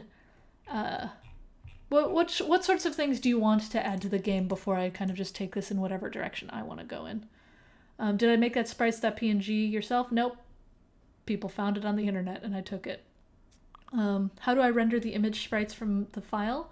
Oh, it was, so I take the file and then based on the Pokemon number, which I get the Pokemon number from calling the API, it takes in the name and then it gets the number. I do the background of it as the row and column. And so each one is 64 by 64 pixels. And so we did a little bit of funky math a couple streams ago. And then with that funky math, we calculated where is the background image for this div of the sprite that goes in. It's kind of a cool little trick, yeah? I should actually probably add a key. I'm going to do key equals ID because otherwise I could see React yelling at me at some point about that. Anyway, that's what that one is. He did the monster math. He did the math. A counter of how many I've typed correctly and wrong. Yeah, should I have that counter during the game or at the end of the game? I could do either one. Let's see, I'm going to minimize the Poke API. I also have a reducer for the game. We started with use states and moved over to a reducer to make it a little bit more robust. But we have the game state where it's started, start game, end game, etc. And then we also have the score, the current Pokemon that's being typed, the most recently submitted Pokemon for querying the API, and then the array of guessed Pokemon. So that's what these are. Are you using any middlewares? Nope. It is just a raw fetch call right here. That's all that one is. I like the idea of a counter of the things I've typed correctly and wrong. Right now, we just have the score. So what I could do, instead of having more variables for the score, I could have the length of guessed Pokemon, because those are the correct ones, and I could subtract from the score and stuff to get that. That's a good idea. Let's see. Seeing it only at the end could raise the stakes. That's a good point. Especially because we get the sprites. Wait, I just joined. Is that a state machine? Kind of. You can create a state machine with reducers. It's kind of fun. Something like insults on invalid Pokemon would be cool. Actually, that would be kind of funny if we had a little thing that was like, it's not very effective and stuff, and like critical hit and cool things that show up as you type when that happens. That could be a fun little styling exercise. Ooh, that could be fun. Okay, instead of this get type and loser, what if we change the name of this to like a Pokemon guessing game? As much as I love get type and loser, let's do Pokemon guessing game. Does anybody remember the keyboard command for an E accent? It's escaping me because I've done it on the Mac so much recently. I could also copy and paste it. Haha. No. Please. No. Please. Yes. I'm a professional web developer. Okay. Pokemon guessing game. Cute. Don't ask me what I think of Trump. This is a development chat. Anyone who... You know what? I'm not going to get into it. I'll just say, not my president. But yeah, let's keep politics out of this, fam. Okay. So I think the score would be fun. Adding those little riffs and things would be fun too. Because yeah, the successful Pokemon guesses are shown with Pokemon images. You could call it Poke-Who? Who's that Pokemon? Well, not really, because we're not guessing what a Pokemon is. We're just, we could be like, can you name all the Pokemon? It's more like Pokemon naming game is more accurate. This is the hardest problem in computer science, people. Let's see. I kind of want to get to styling. Let's make this cute. Does anybody have any like favorite Pokemon styles? I'm just gonna go to Dribble and let's do some hunting. Pokemon. This is my design process, by the way. I look at Dribble and see what I can try to duplicate. I've seen this one every time I look up Pokemon, and I love them because I want these keycaps to be real. Let's see. There's so many cool Pokemon things. It would be fun to add like a pixel arty type background and theme and stuff. I bet Google Fonts has a cool pixel. Google.com/fonts. It'd be cool to make it like Game Boy Color-y type themed. When am I doing Next.js? This is Next.js. Haha. It's just React, but with more rules. There's a cool Game Boy Advance type font. Is it just, oh, these are fun. If I just do game, I wonder if there's some cool stuff that would come up. Ooh, I like this game over. If I were to do that, what shows up? Oh, no. Okay, well. Oh, this is from external ones, that's why. Darn it. Am I able to actually use it though? We'll find out. Nope, I'm not going to pay $40 for this. That's okay. We can do something different. Does anybody have any preferences? I had an idea for all pink set of keycaps with cherry blossom petals. Ooh, you should. I like pixel fonts. This one's cute, right? Oh no, it's elsewhere as well. Okay, if anybody has a fun font that they want to use, let me know. Otherwise, maybe I'll just hold off on the fonts, because otherwise I will look at this forever trying to find the perfect font. And that would take a lot of time. Cambria Times New Roman. Ha ha ha. Thank you for mentioning this. Heck yes. Press start, baby. Select this style. Thank you, thank you, thank you. Okay. I'm going to do this font family. Okay, right now I have styles in style.jsx. So what I'll do is I'll import this font right in here. And we will use that. I should do this better. I shouldn't scope it. One second. What I'm going to do is inside of this header, I'm going to add a different style.jsx thing. Style.jsx I have mixed feelings on because I don't really like CSS and JS. I prefer CSS modules, but it's nice to be able to just do it inside of your component, because then it's just regular CSS like this. Then I can do title as whatever font that is. I'm going to put that in there, copy that, put this in here, do a little formatting. Then when I refresh, look at that! Hey! That's cute. Okay. Why do back-end developers think down on front-end developers? I hope you're not working with people who think down on you, because that would not be cool. I personally think that front-end devs are cool, because I am one now. We're not actually using useState and useEffect in here.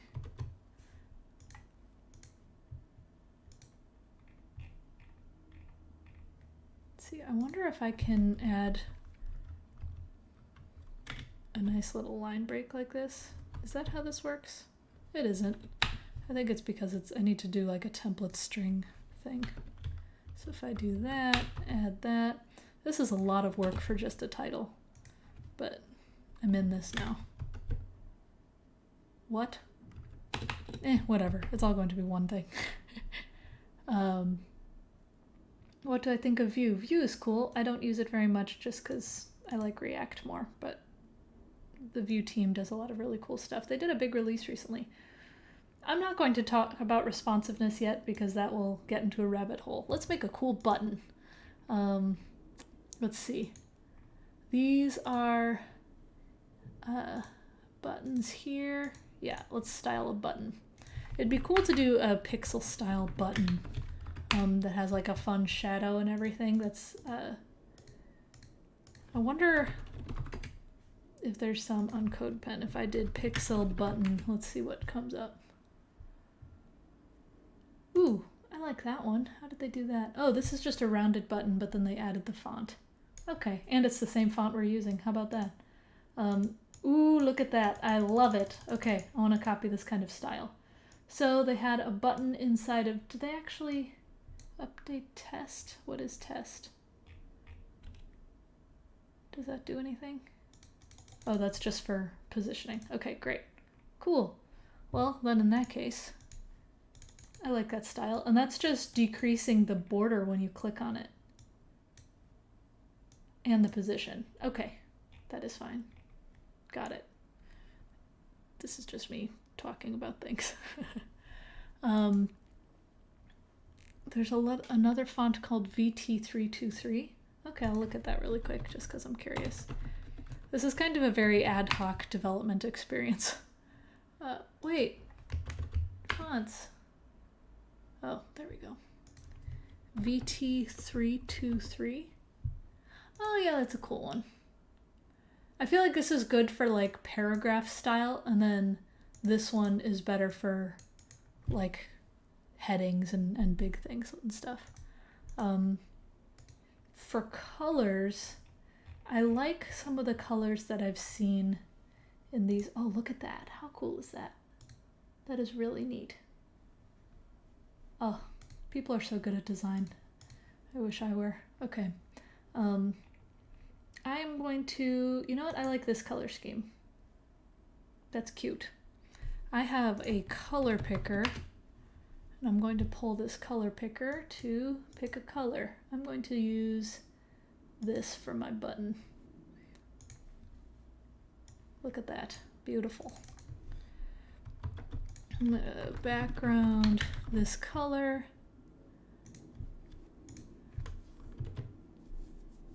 And then also, you can't paste links, so if you're seeing those stars, add like spaces in your URLs if you're wanting to see things.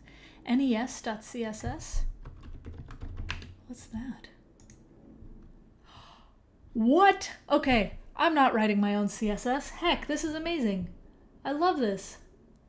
Look at these radio buttons. That's so cool. Thank you for sharing that. Jovica? Oh, heck. I love this. Wow. Why would I ever write my own CSS? Okay. How do I install it? Great. Cool. Nice. Yeah, I'll install this.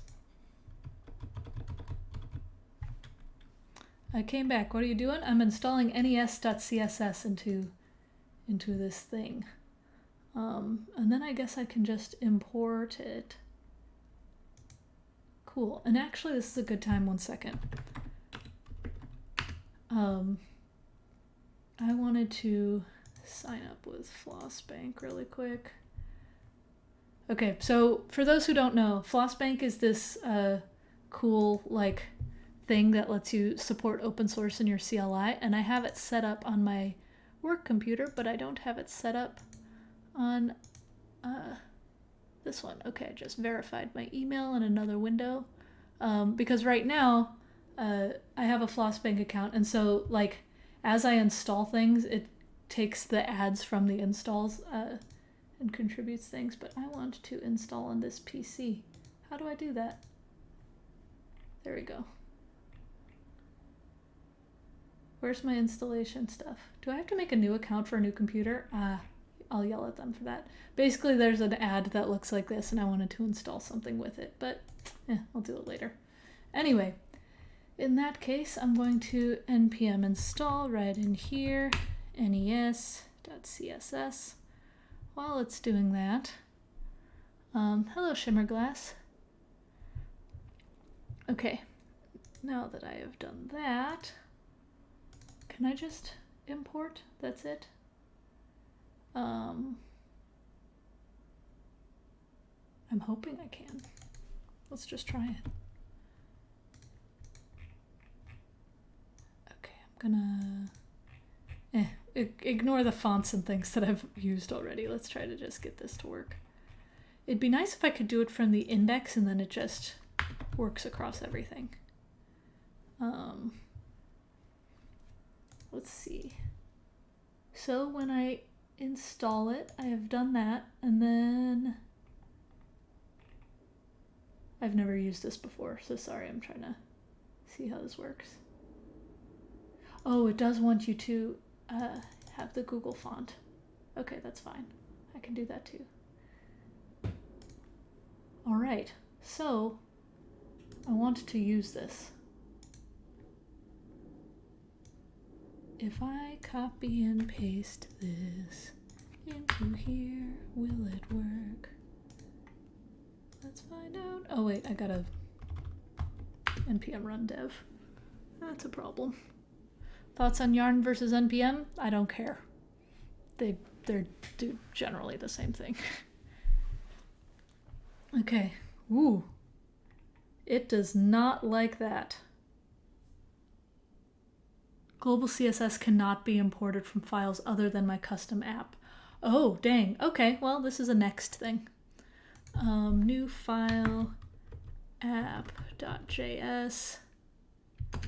And then I don't know if I have to do anything besides this import right here. Let me scoot over. I rarely use the app.js, so we'll see what happens there.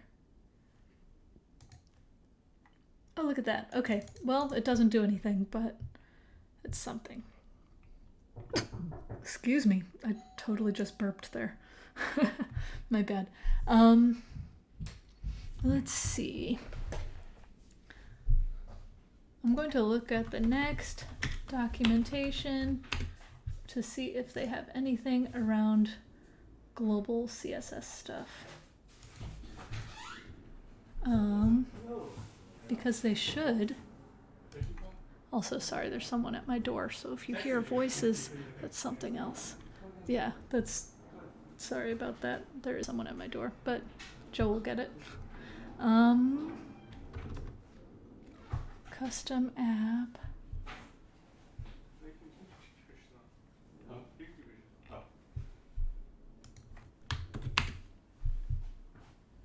There it is. Okay.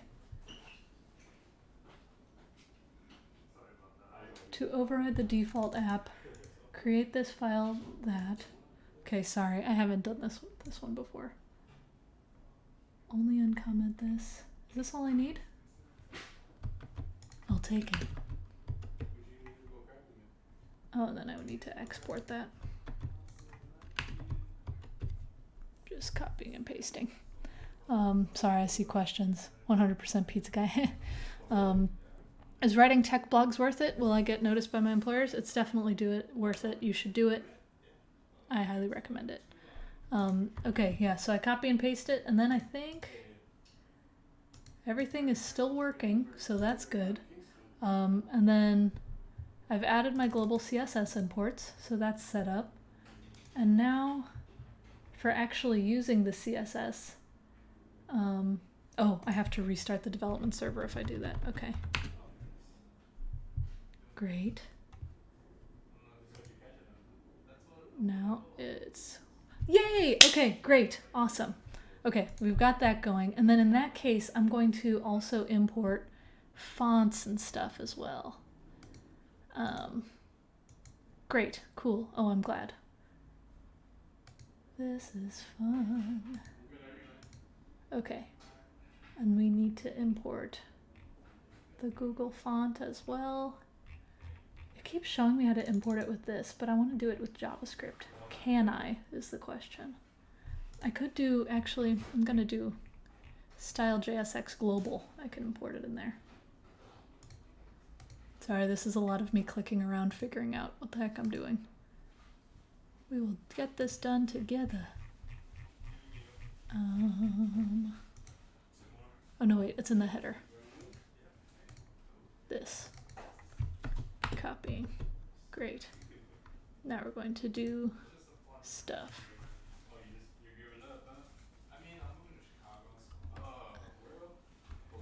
Sorry, Joe's doing like a Craigslist transaction right now, so those are the voices in the background.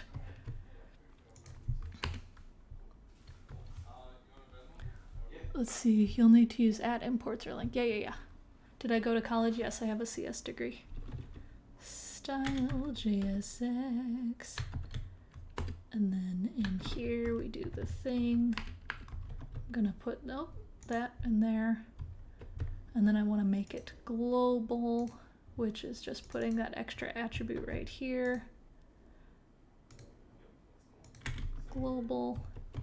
And then I'm also going to take out this extra stuff and put it inside of that as well. Taking all this out. Sorry, this is a lot of like maintenance-y type of things. This, and then font family, I want to use that font.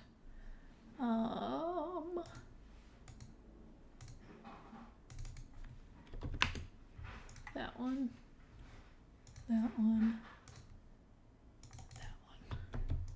There. Cool. Theoretically, that should work. We will find out if that actually does. Let's see. Oh, look at that. Great. Okay. Cool. We have styles. Kind of. Our borders aren't, so the fonts work at least.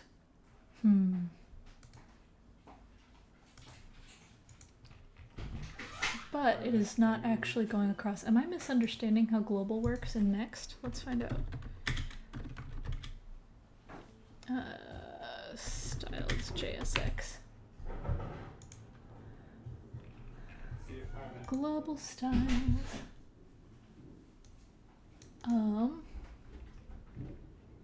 But I don't need global styles to use this. I should be able to just do it. Supposedly. I would think. It kind of works, but I'm not getting my proper borders and stuff. Yeah, I kind of like this footer with the font too. But don't worry, I'll push all of this to GitHub so you can see it. I'm looking at the text really quick because I haven't actually been looking at the chat at all as I've been trying to import this CSS thing. This is a learning experience for us all. Is there a career ceiling without a CS degree for front end? I don't think so. I love the footer with that font. Woohoo! When it's working, don't touch it. It's not working yet. We've only got the font working.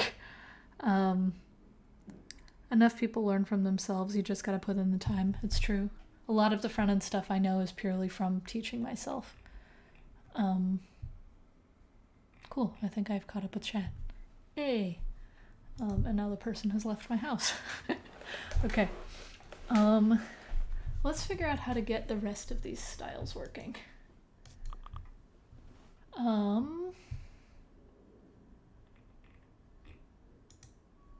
Because this is a Next thing now.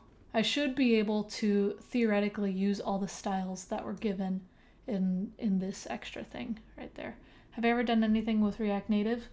I haven't in a long time. I tried to when it first came out and it was very janky then, but I've heard it's great now, so I just haven't gotten to it. Let's see. Oh, if I do styles global. No, I want to import CSS though. Let me just do import global styles Next.js. Yes, I know you've got that, but I want to import this thingy.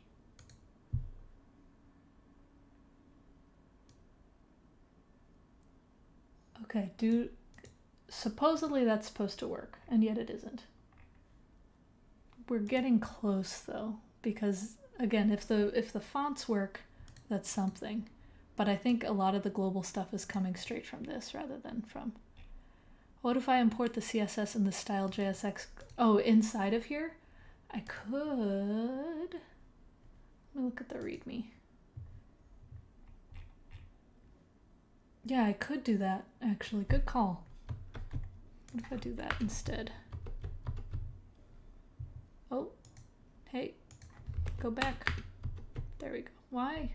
Why are you doing this to me? Oh, because I need a semicolon. That would do it. Okay. That worried me there for a second. If I refresh now, oh heck. Okay, that's good. That's good. That's good. Okay, great. Now I just have to use the CSS classes. Oh, hooray. Okay, we're on track. Why not using styled components? Because I didn't feel like dealing with it. Style.jsx is built into Next, and a lot of other things are too, but I just didn't want to deal with it. I really like CSS modules myself, but again, I just have this going in here for now. When I start breaking it up a little bit more, we can clean up. We can have a whole stream where we just clean up the code. Right now, we're going to stay focused and just deal with this kind of thing. Let's see. I almost want to, I'm going to comment this out for now and see what this looks like. Okay. Because, yeah, refactoring it later will be fun. But for now, I want to just get this looking pretty. Put some makeup on that pig. So if we want this styling, we do that. Okay. What color do we want? I kind of like this yellow. So we're going to have the class here. And you know what, I'll just copy this whole thing. That's a lie. I'm going to copy this. This in there, that in there. Oh wait, not for I'm done. I think I'm done should be red. But the thing that you want to start, this start button, I want to do this. What happened? Did I copy something wrong? My gosh. Did not expect to have a stream of just copying and pasting things. Okay. Oh, and I have to do class name in there. Look at that. Cute. Okay. Never mind. I'm done. Okay. We'll fix that in a second. Let me get rid of that primary button that I plopped in there because we don't need that anymore. Great. Ooh, it's getting cuter already. And now we can add these to the different buttons as well. For end game, I think end game would be cool if it's the exit out of that, exit out of that, exit out of that. I think the red one would be cool for that one. So that one's called is error. And then we can do the same thing for the I want to start again button, but I think it'd be cool if that one were green. We're just kind of playing with this. Let's call that success. Is success. Look at that. Look at that. Look at that. Cute. Okay, great. Now for our inputs, what are the styles that we have for inputs? Ooh, it would be cool to style that. You know what? I'm just gonna do the input for now. Oh, there's so many fun ones. Oh heck. They have dialogues too? Oh my gosh. This is great. Thank you for sharing this. I forget who shared it already, but I love it. Thank you. Let's see. Oh, we could implement dark mode, but I'm not going to do that just yet because one thing at a time. Let's see. Oh, it's just NES input. Great. Input is up here. So let me do it separate from the JavaScript. I'll do that up here. Ah. Class name is NES input. I am okay with it not being colored for now. And because I got rid of this, I think that is okay because the NES input will style that pretty well. Look at that. Cool. Maybe I will add actually some padding and stuff around some of these. Where I will uncomment this, and then I'll do just like a margin of, I don't know, 20 pixels. That seems good to me, right? Nice. Love it. Great. I don't have chat commands set up. This is the keyboard. It's a custom keyboard I built with Xilinx switches. Let's see. Dark mode, no thanks. If we want to use these styles in future projects, there's a React component library using this. Oh heck, I should have done that. That would have been so much easier than all this CSS stuff. Ugh. Okay, well, now we know. Let's see, okay. So if I did Pikachu, look at that. Oh, that is great with all the pixel stuff and everything.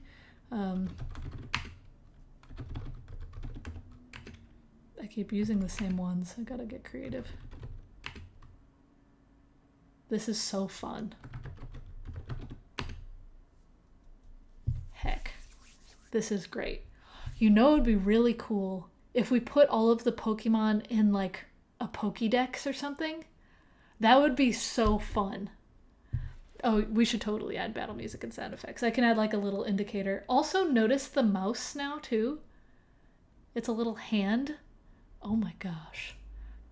What if they popped out of Pokeballs? Oh my gosh. I could do that pretty easily just with CSS. I could have them just pop out with CSS. Ooh, that would be so fun. What else do we have in here? Lists are cool, tables are cool. I like this. The progress bar would be fun because if we do keep it to the 151, then just we could have the progress bar filled as you populate all the different Pokemon that you're naming. That'd be kind of cool. Let's do that. We're just getting creative here. Oh my gosh. Oh, these are so fun. Oh, they even have some characters. They don't have all of them though. That's really cute. Okay. Wow. Good job, NES.CSS. You are fun people. You have an idea. Oh. Or have it fill as your timer runs out. That's a good idea too. Yeah, we could have it as like a time thing that slowly goes down. I kind of like that idea. That's a good one. Have you seen those art pieces where people make a team and all the Pokemon are placed coolly around each other?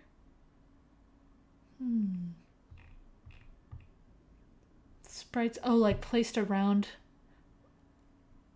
Does it auto wrap? Yes, I have it auto wrapping. If I were to, I'll just start naming Pokemon. Far-fetched. Wow, that one didn't work. Did I type it wrong or did I? Fetched. If I do just a regular D, does it work? Oh, there it is. But look at that, it wraps. Mr. Mime. Okay, I knew Far-fetched and Mr. Mime would be weird.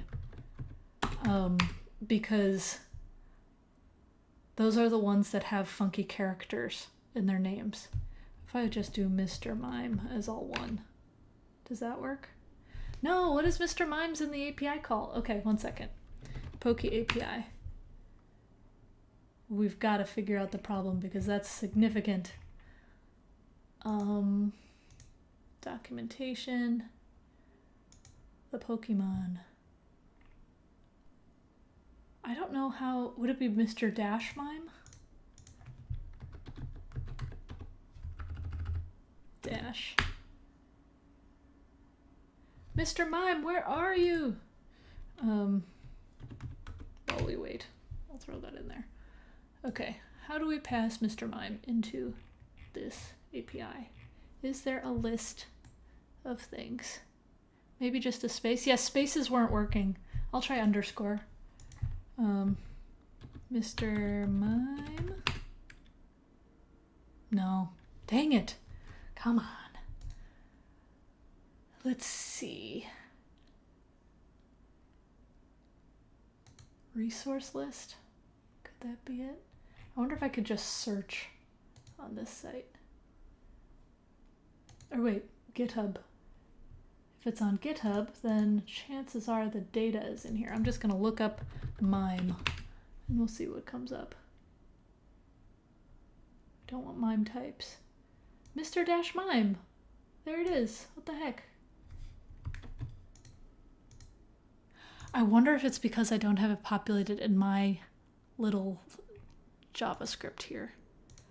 What if I change this to Mr-MIME? And then Mr. space MIME. Because that is probably the issue. I'm refreshing, we're getting rid of everything. Mr. MIME. There it is. There it is. Okay. So what I have to do is make like I have to make a helper for Mr. MIME and for Farfetched so that way they can be passed into the API properly. Which is that's not too bad. If I were to type in, I'll do Farfetch. Fetch. How does it show up in the API? Oh, does it really work with the apostrophe? Farfetch. Fetched. No, it doesn't. Okay. My gosh. Okay, there it is. All right. Yeah, I have to sanitize the input somehow. Because so I have the local list. I could pull it just straight from the API and not use local at all. I was originally doing this that way it would be fast, but because we're getting the API anyway for the sprites now, we might as well use it for getting the details. Hi, Informed Flea. That's a very funny username. What did I use for the font? This is the 2-player font that came with this. Yeah, maybe I'll just get rid of this Pokemon array and use the whole Poke API. Because what I've been doing is I'm checking against my current list of Pokemon, which let me lower this so you can see it a little better. That's not what I wanted. This, okay. As I'm typing a Pokemon, that just updates the current Pokemon. But when I submit it, I check if it's in the Pokemon array. And then if it is in that Pokemon array, that's when I query the API. And that's also when I get a new sprite and everything right there. And so it's like a very messy form of sanitizing things because it's nice to be able to do it that way. But,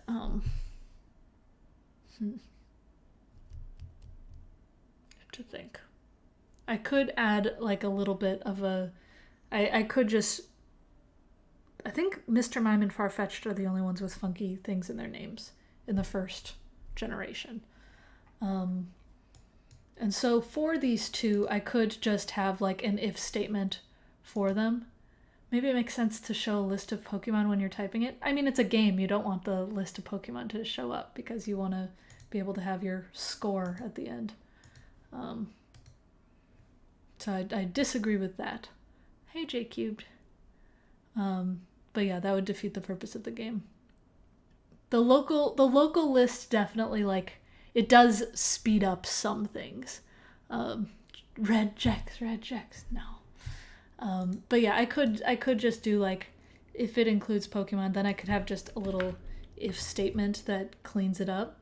And so I could do like if the action dot Pokemon is equal to like one of the Mr. Mimes, then I could say, okay, then we're going to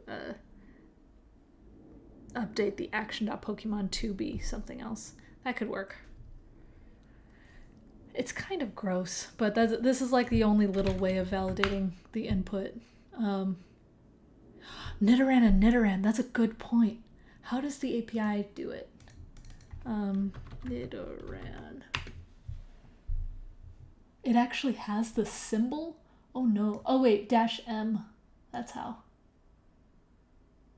That's a good one. Very good point. I forgot about those two.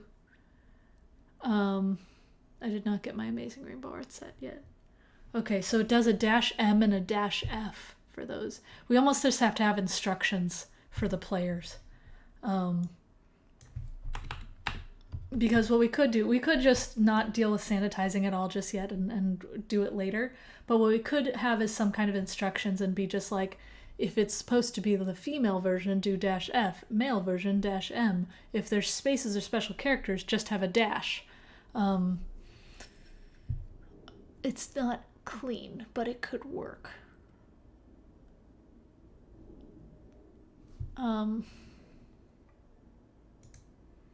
How about the list contain letters only and strip space and interpunctuation? Yeah, that works. That works for Mr. Mime, but it doesn't work for Nidoran. Because there's the male and female Nidoran. Like, I wonder how I have it in my Pokemon array right now, actually. Because that one I just copied from somewhere. Nidoran. Oh, it has this special thing entirely. That's pretty funny, actually. What would be actually pretty fun is if I had a whole... Okay, what would be pretty fun is if, like, someone types in Nidoran and then a little button appears and it's just like, male or female, and you click one, and then it goes away just for that one. It could be like a little Easter egg. That could be kind of fun. Yeah, it is funny. This is a simple side project that did it. Oh yeah, Professor Oak could be like, which one do you think? That would be pretty cute. I like the idea of doing that on like another stream when we have more time to do something like that. That would be pretty funny. But so far we've got some good ones. If we did Bulbasaur and then Venusaur is the last one. What's the one in between? Bulbasaur, Venusaur. Oh my gosh, I'm mad at myself.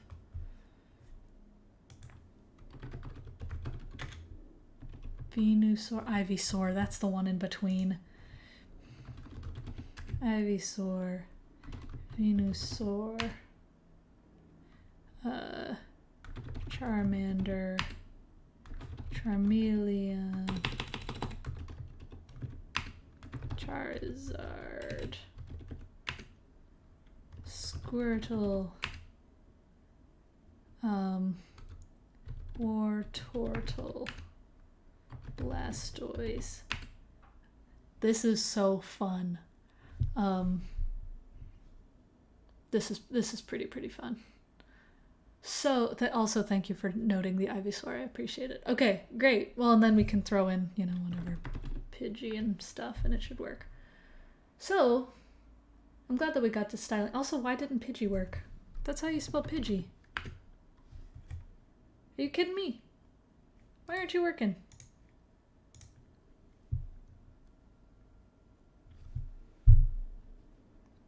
Have I spelled Pidgey? Did it just...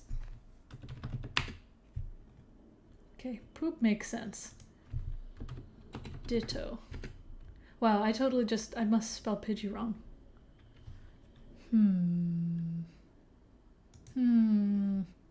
That's okay. Anyway, I'm done. I got this score. Woohoo! I want to add some spacing below the score, but that's fine. I'm content with this. I've realized the time. Probably should have done a time check. It's failed in the sprite sheet. No. Oh, is there a space? No, I don't think there's a space. Yeah, no, it's just... I'm gonna copy it straight from the sprite sheet to prove. Oh, darn it, that was my bad. Also, we didn't clear the thing in between games. I have to do that really quick.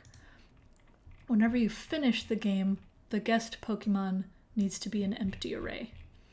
And so, end game, we're going to have current Pokemon is blank, and guest Pokemon is an empty array. That should solve that. So now if I were to do like Squirtle, Ditto, Mew, then click I'm done, then try again, nice. There you go. Cool. How does it handle double entries? Good question. It probably not intelligently.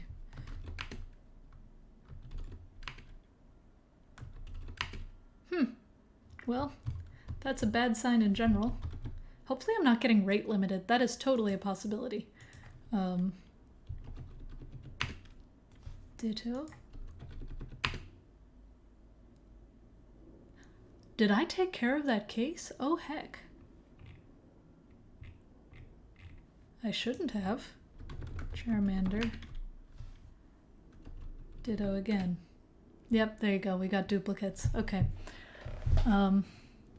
Try Pidgey again between two others. There'll be a gap in between.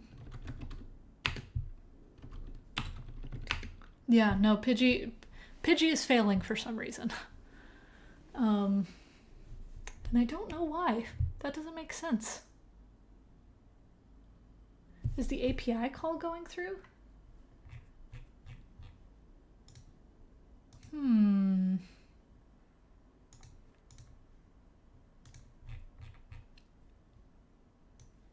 One second. I'm going to do a very, very janky test.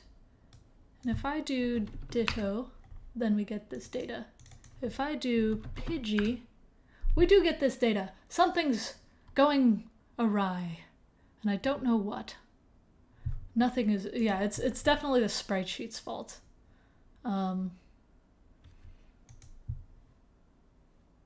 Pidgey's right there, though. Wait a minute. 1, 2, 3, 4, 5, 6, 7, 8, 9, 10, 11, 12, 13, 14, 15, 16. I wonder if this is because it's in the last row. Like, let me do slow bro.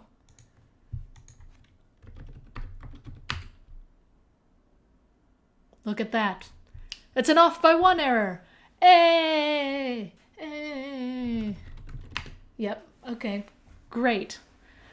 Oh my gosh. Cool. So, love those. My gosh, freaking math. So, do I have to, let's see. I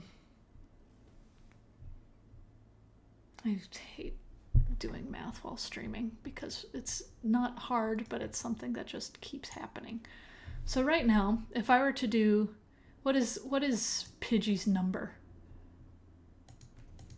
When I pasted that in there, what was Pidgey's number?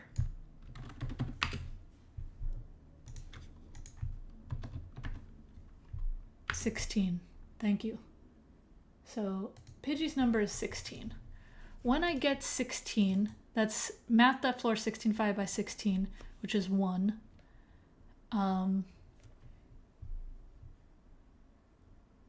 And then that times 64. So that's 64 pixels of that, and then so that's the first row. And then the column, I think this is where my problem is, 16 mod 16 minus 1. Because if we want to do 16 mod 16, that's just 0. So it's -1 times 64. I see. So I know if I used an API call, I know. That was my own problem. So do I have to do this from 17? Let me try this really quick. Or wait, no, like Pokenum plus 1. Is it mod 17 or mod 16? I would think it's mod 16, but I'll try 17. Nope, that's not it. Let's go back to 16, but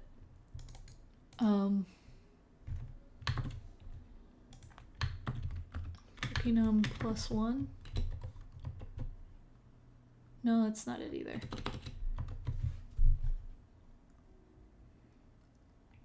Mod 17 is not it. Plus 1 is not it. I need the -1.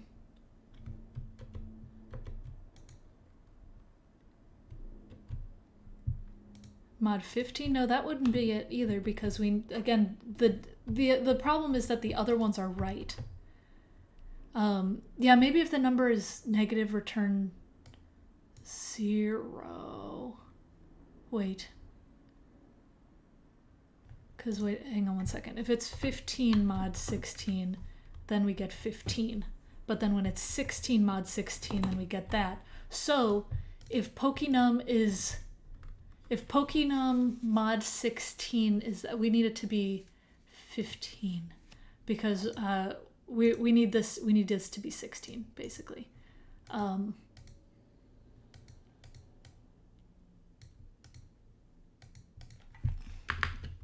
So we'll say let call is equal to, I'll just do 0 for now, and then if Pokenum mod 16 is equal to 0, then we need that to be 16, otherwise not else. And so then we can do call is equal to this, otherwise we can do call is equal to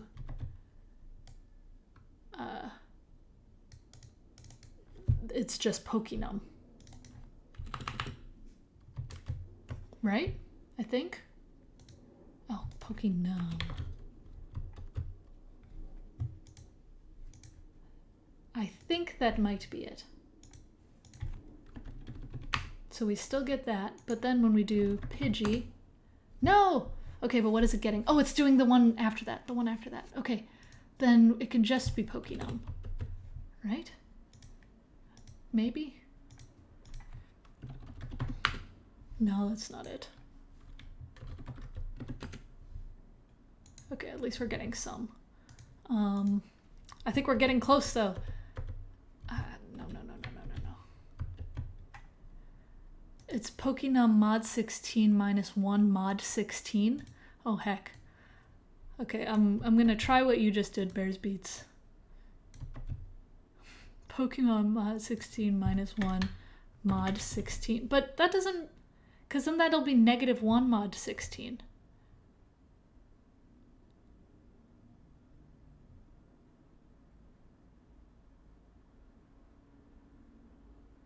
Oh my gosh, so many people. Okay, I'm trying it. Again, I'm putting in Ditto as my test case, and then Slowbro. Nope. Okay, you know what? I'm going to, just that way I can see things.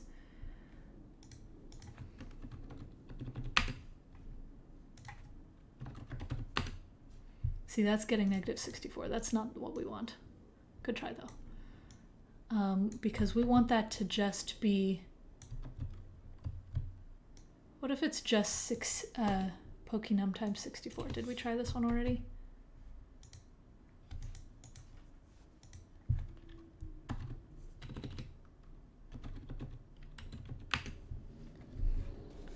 Let's see, Pokenum mod 17? Okay.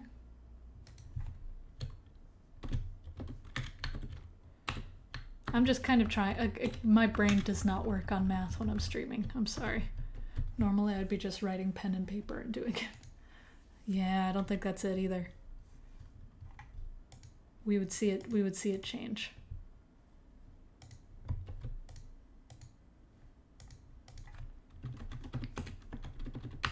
Yeah, because we're still getting that 1024. If I did,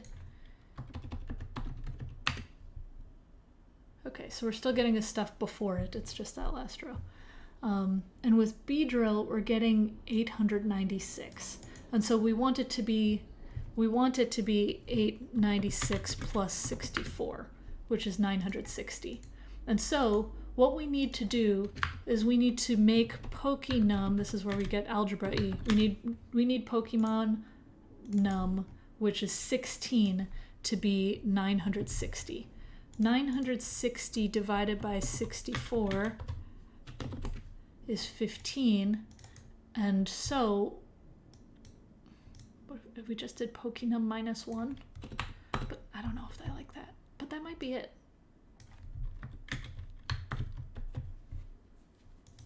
But that's not it, because that's not Pidgey.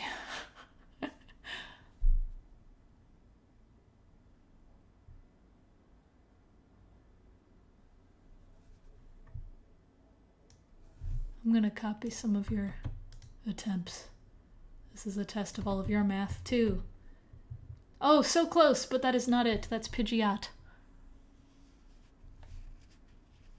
Yeah, listening to the Pokemon battle music is a very good thing to do right now. The error is in the row, not the column. Oh my gosh, you're right. I'm being dumb. I can't believe it. You're right. You're right. I'm a fool. You're right. Oh my gosh, why am I like this? You're right, you're right, you're right, you're right, you're right, you're right, you're right. Why am I? Oh my gosh. Math, math, math, math. Okay, so we're doing this with row instead. Oh my goodness. Okay.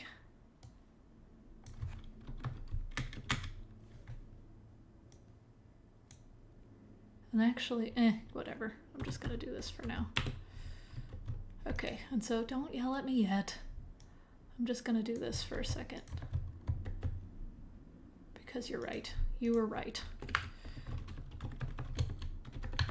That's why.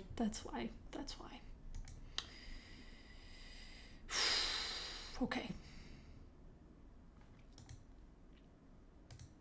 Because Pokenum divided by 16. No, but it's not the row that's having the problem. It is the column. Why? You're not right. I'm just a fool. Why am I like this? Oh my gosh. This is why I should just be using the API. I'm tired. I have to fix both. Yeah, because they're both off when column mod 16 is 0. You know what? Perhaps it is time to get rid of the sprite sheet and just use the dang API like I should have done from the beginning. Because then what I can do... This was fun while it lasted. Yeah, you know, I deserve all heckling that I got about the Poke API. Can I query it with... I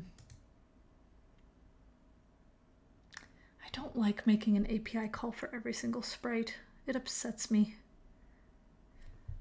I hate it. I hate it. I hate it. I hate it. I hate it. Also, this is going longer than I intended, but I'm busy hating things, so YOLO. Oh wait, I was going to put this outside of here. And then I have to import use effect, and I have to do all this crap. Okay, we're going to do use Poke API. We're going to be passing in the Pokemon number. I'm going to take this out. Fam. It is more satisfying to fix the math. It is more satisfying to fix the math. Should I just fix the math? What are your preferences? API or math? You decide. Fix the math! Okay, everyone wants to fix the math. Never mind, APIs suck! Nobody needs APIs. Okay. Math, math, math, math. It is the time sink fallacy, yes. I don't care. Math! We have to fix both of these dumb things. No one needs APIs. Rude. Okay, I would rather fix the math. It would be more satisfying. If you think you have it, send it in the chat, because I'll try anything at this point, so that way I never have to touch this again. Okay. So again, we've got this nice little sprite here. I'm gonna scoot it to the bottom. You're gonna riot? Go ahead, riot. See if I care. We're doing math. Okay. You want column to equal Pokenum mod 6. You want to do the mod 16 outside of this? That's interesting. So you want to do, move the parenthesis there. Oh my gosh. That. And then mod 16 in here. Well, it didn't fix Pidgey, but that's fine. What order is the sprite sheet in? It's in Pokemon order. Okay, so yeah, the column works. If I were to do Voltorb Okay, yeah, things in the middle are working great. It's things around the edges. Bulbasaur, that still works. Magnemite.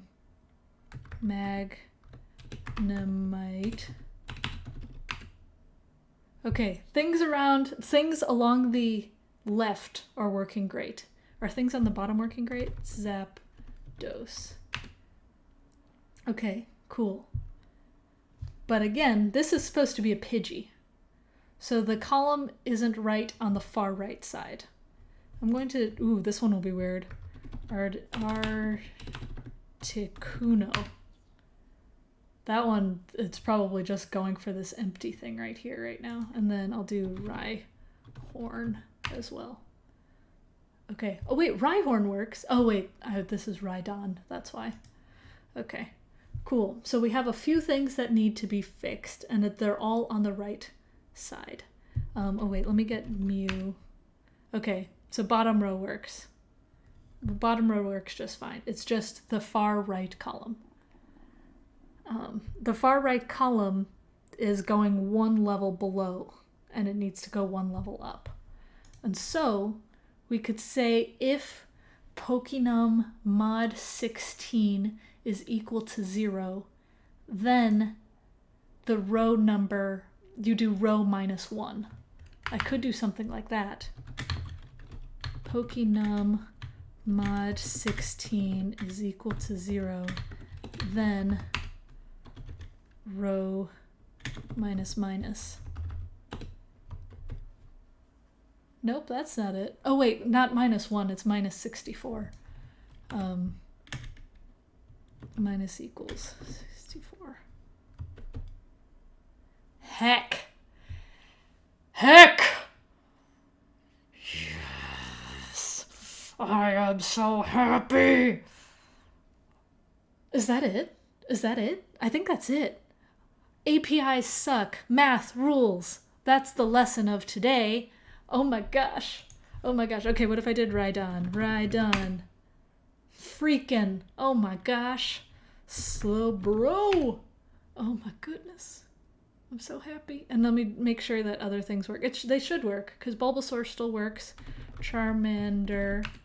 That's still on the top row. On the left side, Hypno. Bottom row, Dratini. Oh my gosh. Math. Yeah. Wow, I'm so pleased. Who knew that one would be it? I'm not addicted to meth. I'm addicted to math. Wink. Yeah, anyway. I'm very happy.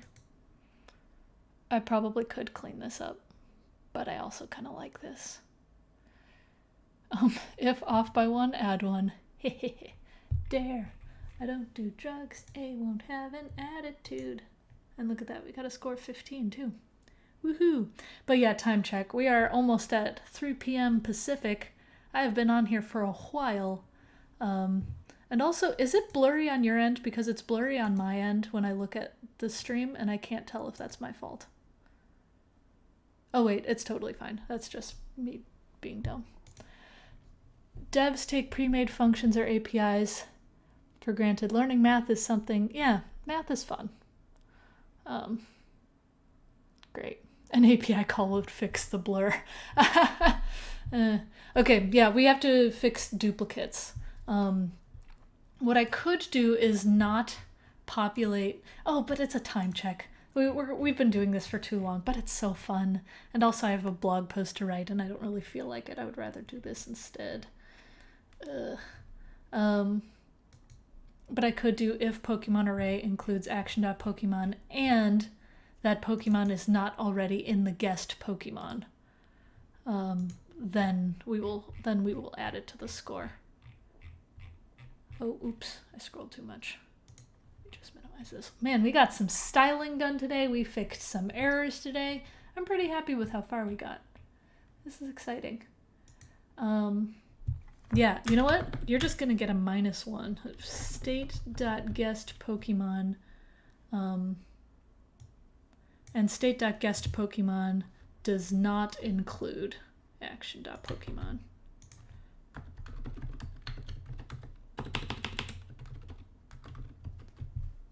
Oh wait, but guest Pokemon are just IDs, aren't they?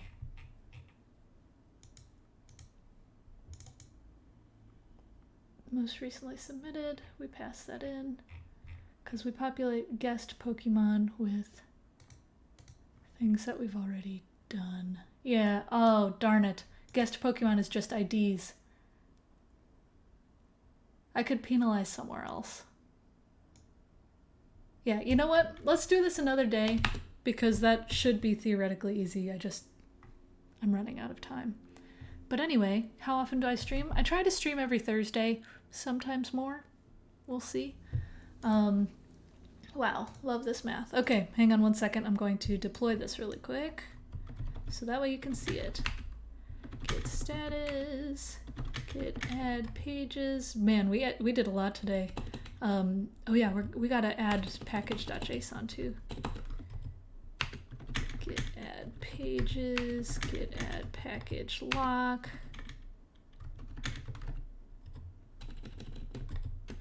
And then we add all of our components.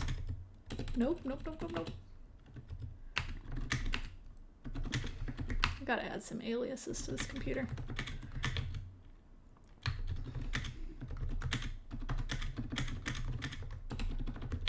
Cool.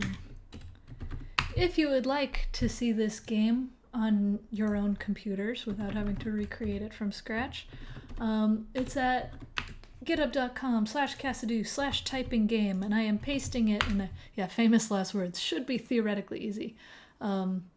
Yes, I have tried git add dot.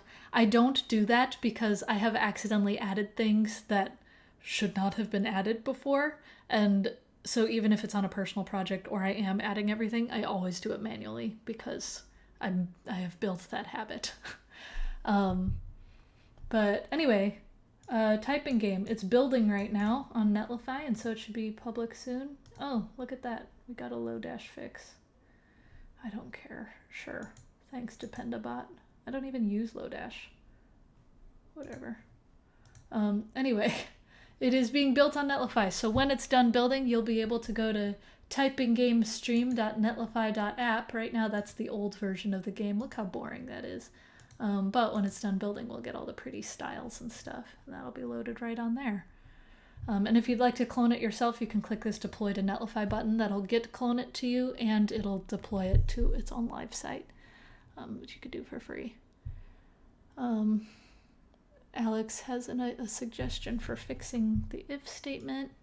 I'll do that another time. We gotta cut ourselves off sometime. Windows typing game is greater than web typing game. Ha ha ha. Tom Zors, you Microsoft MVP. You accidentally leaked your grandma's oatmeal cookie recipe due to a bad git add dot? Whoa, that's a sin. Oh no, you can't do that. Anyway, I'm going to close out my screen. This was fun, fam. I had a good time. It was definitely ad hoc, but I'm glad that we got some good styles.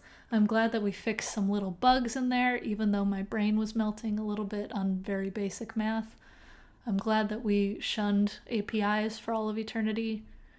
Just kidding. We do like it, but hey, we'll probably add in the API later, but I really like not doing it. The deploy failed. No, it didn't. Did it? Oh no, why? Okay, I'm gonna, hey, you know what? I'll share my screen again because I want to figure out why. This deploy failed. Why did it fail? I don't know if you can even read this. No! My node is incompatible with the nes.css. No! But why?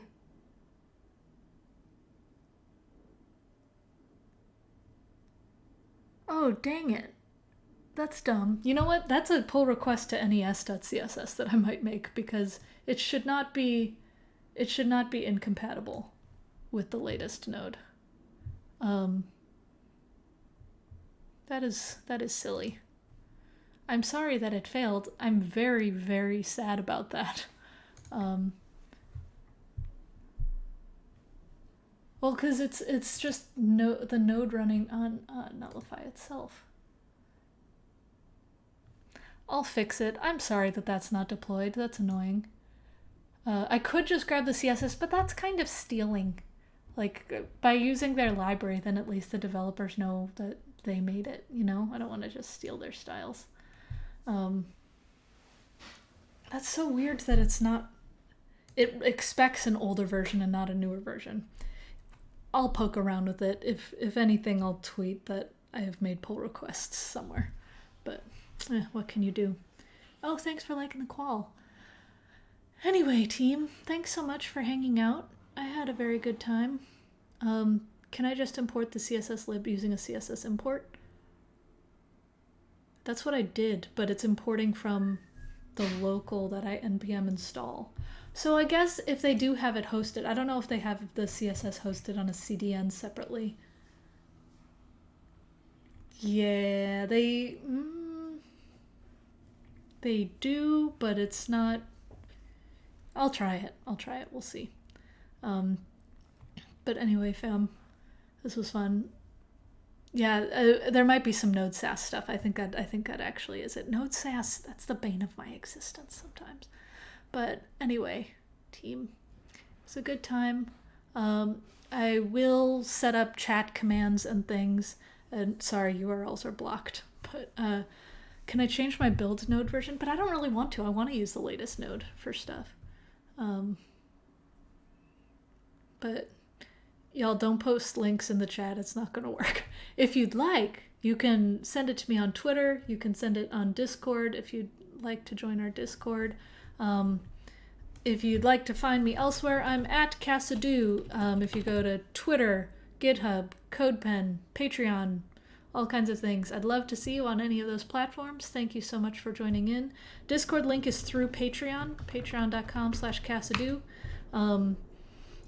It's a really amazing thing how $2 a month keeps out spammers. And so that's how we're modding that Discord. But anyway, if you'd like to join in there, if you'd like to join in on Twitter, otherwise, I'll see you next time. Also, say goodbye to this setup. I have no idea what my setup is going to look like next week because we're moving. But till next time, I'll still, use this camera and stuff, just different lights. Bye, friends. Woo. Bye. I don't know how to find... Where's my goodbye screen? Oh, there it is. Oh, can we raid another channel? I'll learn how to do that for next time. Bye.